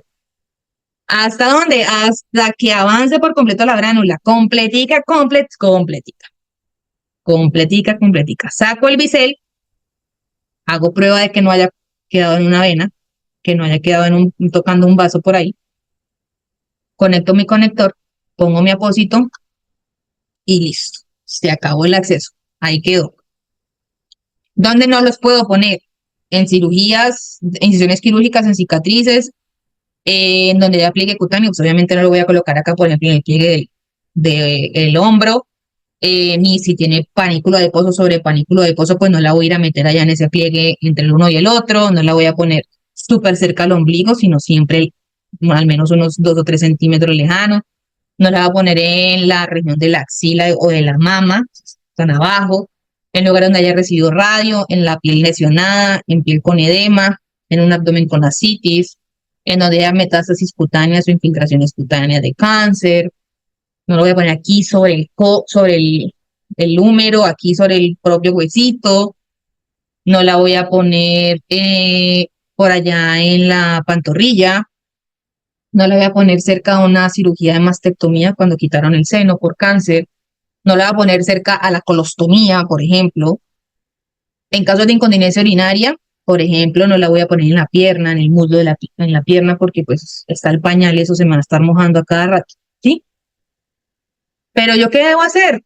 Me consigo una bránula, un angiocat, un catéter periférico, no sé cómo le digan ustedes. Número 24, lo inserto, lo cubro, lo rotulo. Después de cada medicamento lo lavo con 1 mililitro de solución salina y lo cambio cada que se da.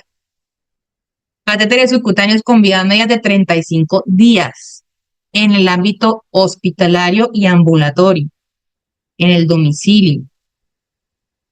Si yo solo tengo medicamentos, le dejo ese acceso. Es que él tiene morfina cada 6 horas, pero no tolera la morfina oral. Se la pongo por el catéter subcutáneo cada 6 horas. Entreno a la familiar, entreno al cuidador, entreno a la auxiliar domiciliaria y lo pone. Hay pacientes que son completamente independientes y ellos mismos administran su tratamiento. ¿Qué voy a elegir entonces? En el deltoides, para dar medicamentos en bolo, es decir, medicamentos directos. Infraclavicular, puedo hidratar. Ahorita vamos a hablar de eso. En el abdomen, para hidratar. En las piernas, es doloroso. Solamente para bolos de medicamentos, no para hidratar.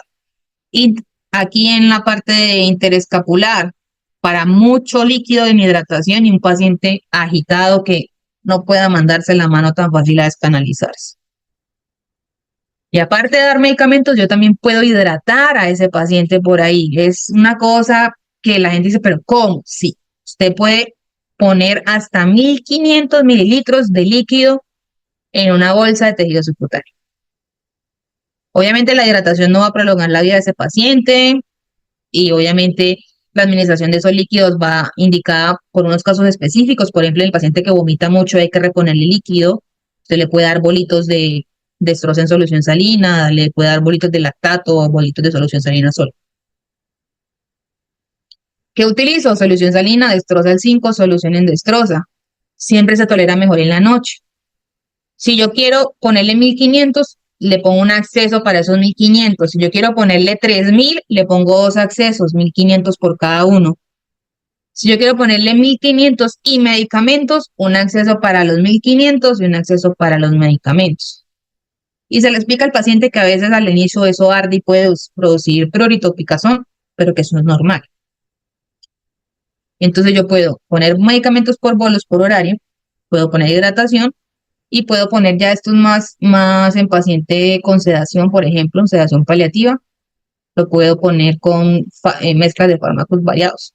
Una bolsa con morfina, midazolam y ketamina, una bolsa con morfina, loperidol y iosina, ¿sí?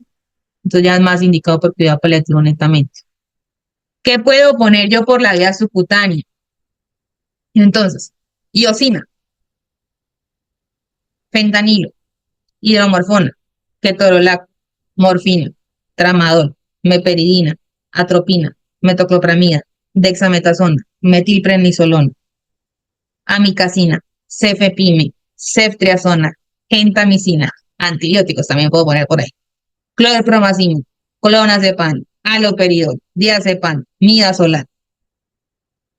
Antibióticos, ampicilina, 500 miligramos y 1 gramo cada 4 a 6 horas, diluidas en 50 cc de solución salina para pasar en 20 minutos. Si tienen una infusión medicina con un macrogoteo, cuentagotas.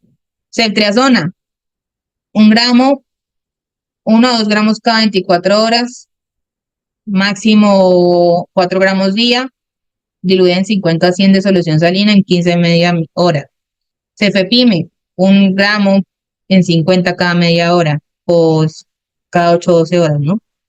Todos esos antibióticos están evaluados y avalados para que reciben el mismo, bueno, reciben no, producen la misma respuesta terapéutica que endovenosos. Usted tiene un paciente en la casa con amicacina, pues le puede poner la amicacina en subcutáneo, no pasa nada. Y lo más importante es que estos medicamentos, excepto los antibióticos, no los debo diluir directamente en lo que viene en los pasos.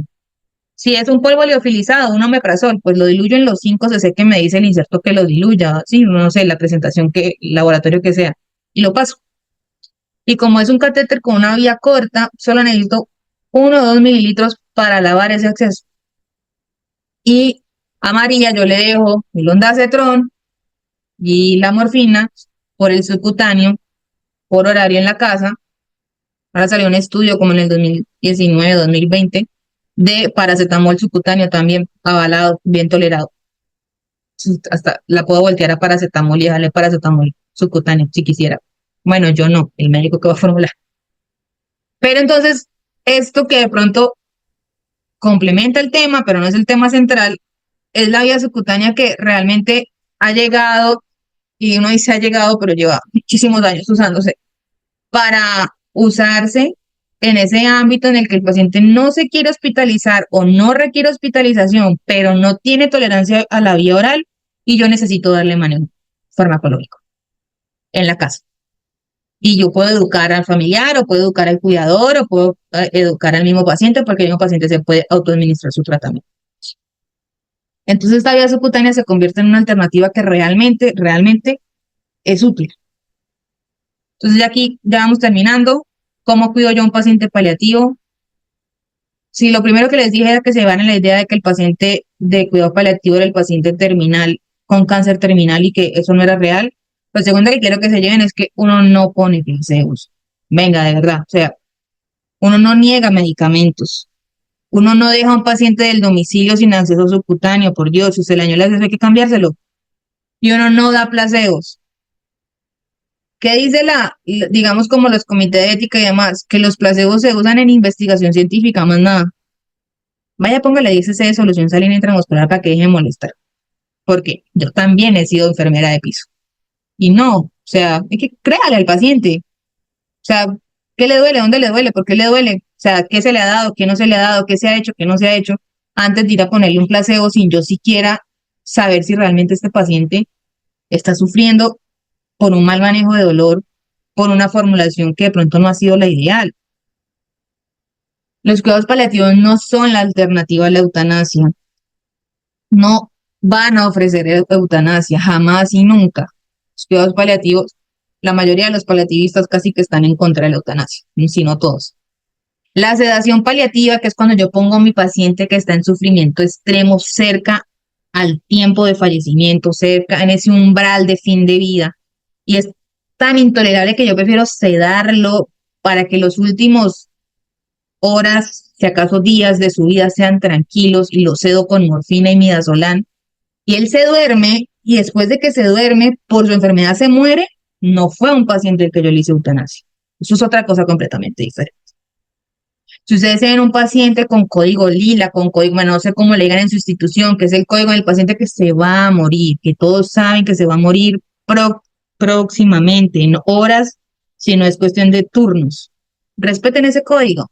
Dejen entrar a la familia, dejen entrar al cura, al chamán, al consejero, al pastor, dejen que se confiese, que le hagan los santos óleos, que haga las videollamadas con la familia, que los vaya a visitar todo el que lo quiera ir a visitar a despedirse. El paciente no tiene por qué morirse solo en una clínica lleno de aparatos, con una visita cada 12 horas, y solo se pueden cambiar en la entrega de turno el familiar.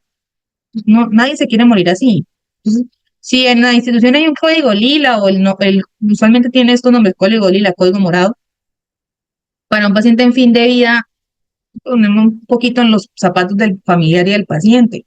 Yo quisiera morirme así, de esa manera, sin siquiera poderme despedir de mi familia, llena de aparatos, medio me duermo por el dolor y me despiertan cada 3 horas a tomarme los signos vitales. Los códigos lilas establecen unos protocolos muy amplios de permisibilidad para el paciente y la familia, pero también de espaciamiento de las actividades, más que todo de enfermería, que no son urgentes.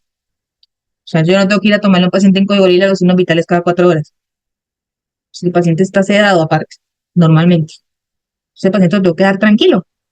Hay que tomarle signos vitales, sí, pero no voy a ir a tomárselos cada 4 horas en un turno de 12 horas, voy y lo molesto 5 veces. Y eliminar los términos obsoletos, saquemos del vocabulario de esa palabra del paciente terminal. No estigmatice al paciente que consume opioides, ¿sí? Cuente los rescates de morfina si usted está en piso. Doctora, es que vea, usted le dejó tanto de morfina cada 6 horas, pero es que imagínese que ya le he puesto 6 rescates en 24 horas. ¿Qué hacemos? ¿Será que miramos otra dosis? ¿Será que uno a veces como enfermero le tiene el miedo al especialista y a meter la cucharada, como dice uno, porque de pronto la institución no está normalizado la participación tan activa en la ronda médica? Pero pues uno es profesional, si uno tiene el conocimiento y uno tiene las bases, y ya yo sé que le hice 6 rescates, mi compañera me entregó, yo le puse 4, ¿tú cuánto le pusiste? No, yo también le puse 3, no 7 en 24 horas, y la dosis era cada 6, no estamos haciendo nada. Doctora, es que ha recibido tantos rescates de morfina, más la morfina por horario. ¿Usted le va a hacer algún cambio? Usted no le está diciendo, vaya, cámbieselo, vaya, póngale este otro, vaya, usted, porque no, usted le está informando de la novedad. Finalmente, si ella decide no hacerlo, pues ya es el criterio de ella y la conciencia de ella, pero ese paciente mal controlado de dolor hay que reajustarlo. Un paciente que sufre no espera ni que entreguemos el turno, ni que cambiemos el CAR, ni que vayamos a desayunar, ni que vayamos es que estoy haciendo la ronda con el especialista. A uno le toca para ir y ponerle la analgesia por horario al paciente, hay que ir a ponerle la analgesia por horario al paciente, porque el dolor implica sufrimiento. Titule con tiempo y paciencia, que lo que les dije, esto es lo más difícil de todo, especialmente cuando uno no tiene los recursos de personal. Cuando vamos a usar parches, fentanilo, por ejemplo, no los podemos cortar. No, que es que son 70 miligramos, entonces yo lo corto a la mitad y son 35, no. En los parches de fentanilo esa lógica no aplica.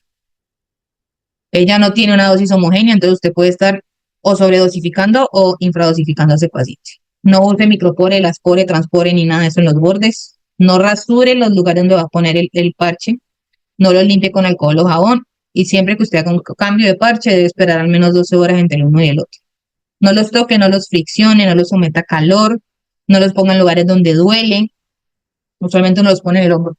En el hombro, aquí en el brazo, en la escápula, a veces en la región lumbar. Recuerde que combinar dos opioides genera que, si yo combino dos opioides, los receptores compiten y gana el opioide que se pueda pegar más rápido, que usualmente no es el más fuerte. Entonces, esa lógica no funciona y termina haciendo sobredosificación. O termina pegándose el opioide más débil y no hace alivio de dolor. No que si le pongo morfina más tramador le gana el dolor. Esa lógica no aplica. Y tenga en cuenta los diferentes tipos de dolor, el dolor de la metástasis, el dolor del fin de vida, el dolor anticipatorio. El dolor anticipatorio es el típico dolor, por ejemplo, cuando uno va a vacunar al niño. Está viendo la huella, se puso a llorar. No le está doliendo todavía, pero él sabe lo que viene porque él ya sufrió una vacuna. Ese es el dolor anticipatorio, antes de que uno esté haciendo la actividad de enfermería, usualmente, el procedimiento médico. Y ese es el concepto que les decía al principio que vi desde el 2017, dolor nociplástico. Todavía se está estudiando, todavía no están como muy confiados del el término, pero el IAS dice que es un dolor que surge de un procesamiento incorrecto de los receptores del dolor. O sea, los receptores están activos transmitiendo información al sistema nervioso, pero aparentemente no hay ningún daño. Es como un nuevo concepto que tienen para clasificar ese tipo de dolor entre el dolor nociceptivo y el dolor neuropático, que es sistema nervioso y dolor nociceptivo.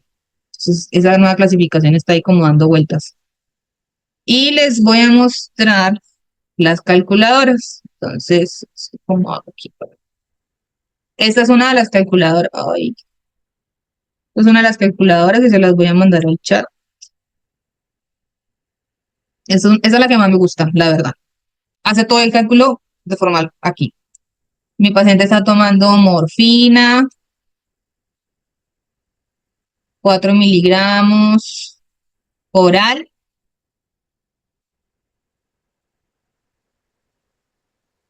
Y es que estoy aquí. Bueno, no, esta es por dosis completa, entonces no pueden ser 4 miligramos, obviamente, 60 miligramos, la dosis de 24 horas. Esta es mi dosis de morfina con la que yo me voy a cambiar al opioide. Y aquí está la parte de rotación. Yo quiero cambiar esa morfina a hidromorfona y subcutánea. A veces dice que no hay definida porque no le han actualizado algunas variables, pero bueno, por ejemplo, intravenosa. Y no, oral sí está. Y dice, si usted le quiere quitar esos 60 miligramos de morfina porque, no sé, está en efectos intolerables o porque no le está funcionando, que la hidromorfona es un poquito más potente, usted la puede rotar a hidromorfona 12 miligramos cada 24 horas. Y eso ya usted lo divide entre 4 dosis y entre 6 dosis. Yo le quiero hacer el rescate del 10%. ¿Con qué? Con la misma hidromorfona. El rescate de la hidromorfona, bueno, esta dosis es oral, ¿no? 10.8 miligramos oral. Las tabletas de hidromorfona son de 2 miligramos, entonces más o menos 6 veces al día. Serían casi un poquito menos. Y la va a rescatar con Ok, un poquito más de media tableta, eso está como difícil. Pero esa tableta es muy completa y hay otras. Se las puse aquí.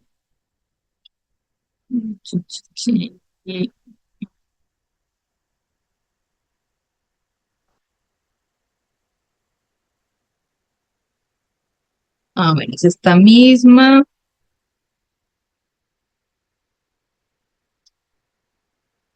Aquí. Es que hay otro caso clínico que teníamos aquí que esta tiene. Carajo. Esta otra calculadora. 60 miligramos de, no sé, morfina, IV. Y ahí le dice. Son tantos miligramos de hidromorfona IV, tantos miligramos de morfina oral. Eso también es muy chévere. Y lo que les dije, ya usualmente los paliativistas, que son los que se encargan propiamente de la rotación de opioides, son los que tienen sus tablas con las que trabajan, sus tablas como madre, por decirlo así. Bueno, eso era lo que teníamos por el día de hoy. Tenemos, creía yo, 15 minutos para dudas, comentarios, preguntas, inquietudes. Los escucho. Sí, y jefe, tenga la bondad. Usted manifiesta que en la última etapa de la vida se debe mencionar la etapa del fin de la vida. Creo que habló algo sobre Sí, estigmatización. ¿Puede sí. profundizar un poquito en esa parte, por favor? Usualmente lo que uno venía escuchando siempre ha sido el paciente en etapa terminal. El paciente terminal. El paciente terminal de la 500. No.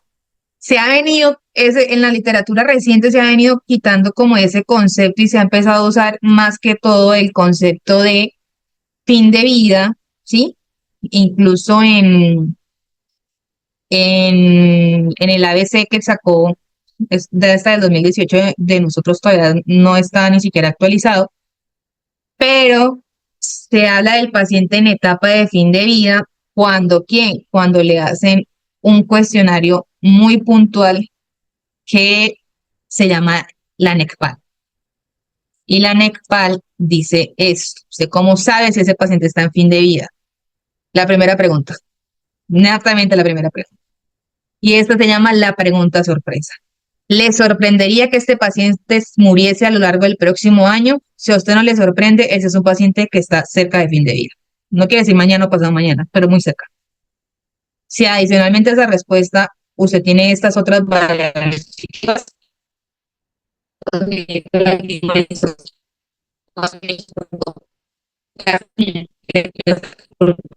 cuánto es el tiempo de vida que tiene. Pero no hablamos de fin de vida porque, no hablamos, perdón, de etapa terminal porque no, o sea, es estigmatizar a ese paciente que se creía desde antes que el paciente en etapa terminal ya no le hacíamos nada, se va a morir, ¿para qué le hacemos? Si ya se va a morir. Y esos eran los temas de conversación. Pero es que si ya no le vamos a hacer nada. No, o sea, una cosa es que estén en la etapa final de su enfermedad, pero cosas por hacer hay muchísimas. Desde una actividad de enfermería como simplemente, oiga, padre, usted puede ir a darle los santos óleos a este paciente. Eso es una actividad en fin de vida que no es farmacológica, pero alivia el sufrimiento espiritual de la familia, porque el paciente puede estar sedado, pero de la familia. El paciente se fue con todos los sacramentos para el cielo. Yo no soy católica, pero muchas veces lo he hecho. Usted puede venir a orar a este paciente, a trabajo social. Usted puede venir a ayudarme a resolver este dilema porque esta familia ni siquiera tiene plan funerario. ¿Qué vamos a hacer? ¿Para dónde se lo van a llevar? Entonces, ese concepto de paciente terminal lo hemos venido como modificando en lo que se llama como el lenguaje académico, al paciente en etapa de fin de vida. Paciente con enfermedad crónica no susceptible de curación en etapa de fin de vida. Escucha uno, por ejemplo, en la literatura. Y ese es el paciente en el que ya no le vamos a dar tratamiento curativo, pero no porque no le vamos a dar tratamiento curativo, no le vamos a dar tratamiento. Más o menos eso. Ok, gracias. ¿Sí? Bueno, Si no hay más preguntas, entonces les agradezco a todos por su atención. Sé que es una jornada difícil, sé que todos probablemente hoy vienen saliendo del trabajo o están en el trabajo. Entonces, la verdad, muchas gracias por conectarse, por estar aquí. Y esto, pues, encantada de Gracias estar acá a usted, también. profe, por Cualquier, explicarnos. Bendiciones. amén, igualmente. Cualquier oportunidad, nuevamente por aquí los estaré acompañando. ¿Listo? Listo, gracias. Bueno, buenas noches, que descansen, hasta luego. Igualmente, hasta luego. Queridos participantes, hemos llegado al final de esta enriquecedora capacitación en el Centro de Innovación y Conocimiento Índice Catedrático y de Educación en Salud. Quiero agradecerles profundamente por su compromiso y participación activa. Su dedicación no solo enriquece su aprendizaje, sino que también fortalece el propósito de nuestra misión, brindar formación continua y de alta calidad que se adapte a las necesidades del sector salud y de la comunidad en general. Nuestra promesa es seguir innovando y ofrecer formación de calidad, garantizando que cada uno de ustedes esté preparado para enfrentar los retos de su profesión con excelencia y empatía. Estamos comprometidos a ser su aliado en este camino de formación continua. Su éxito es nuestra mayor satisfacción.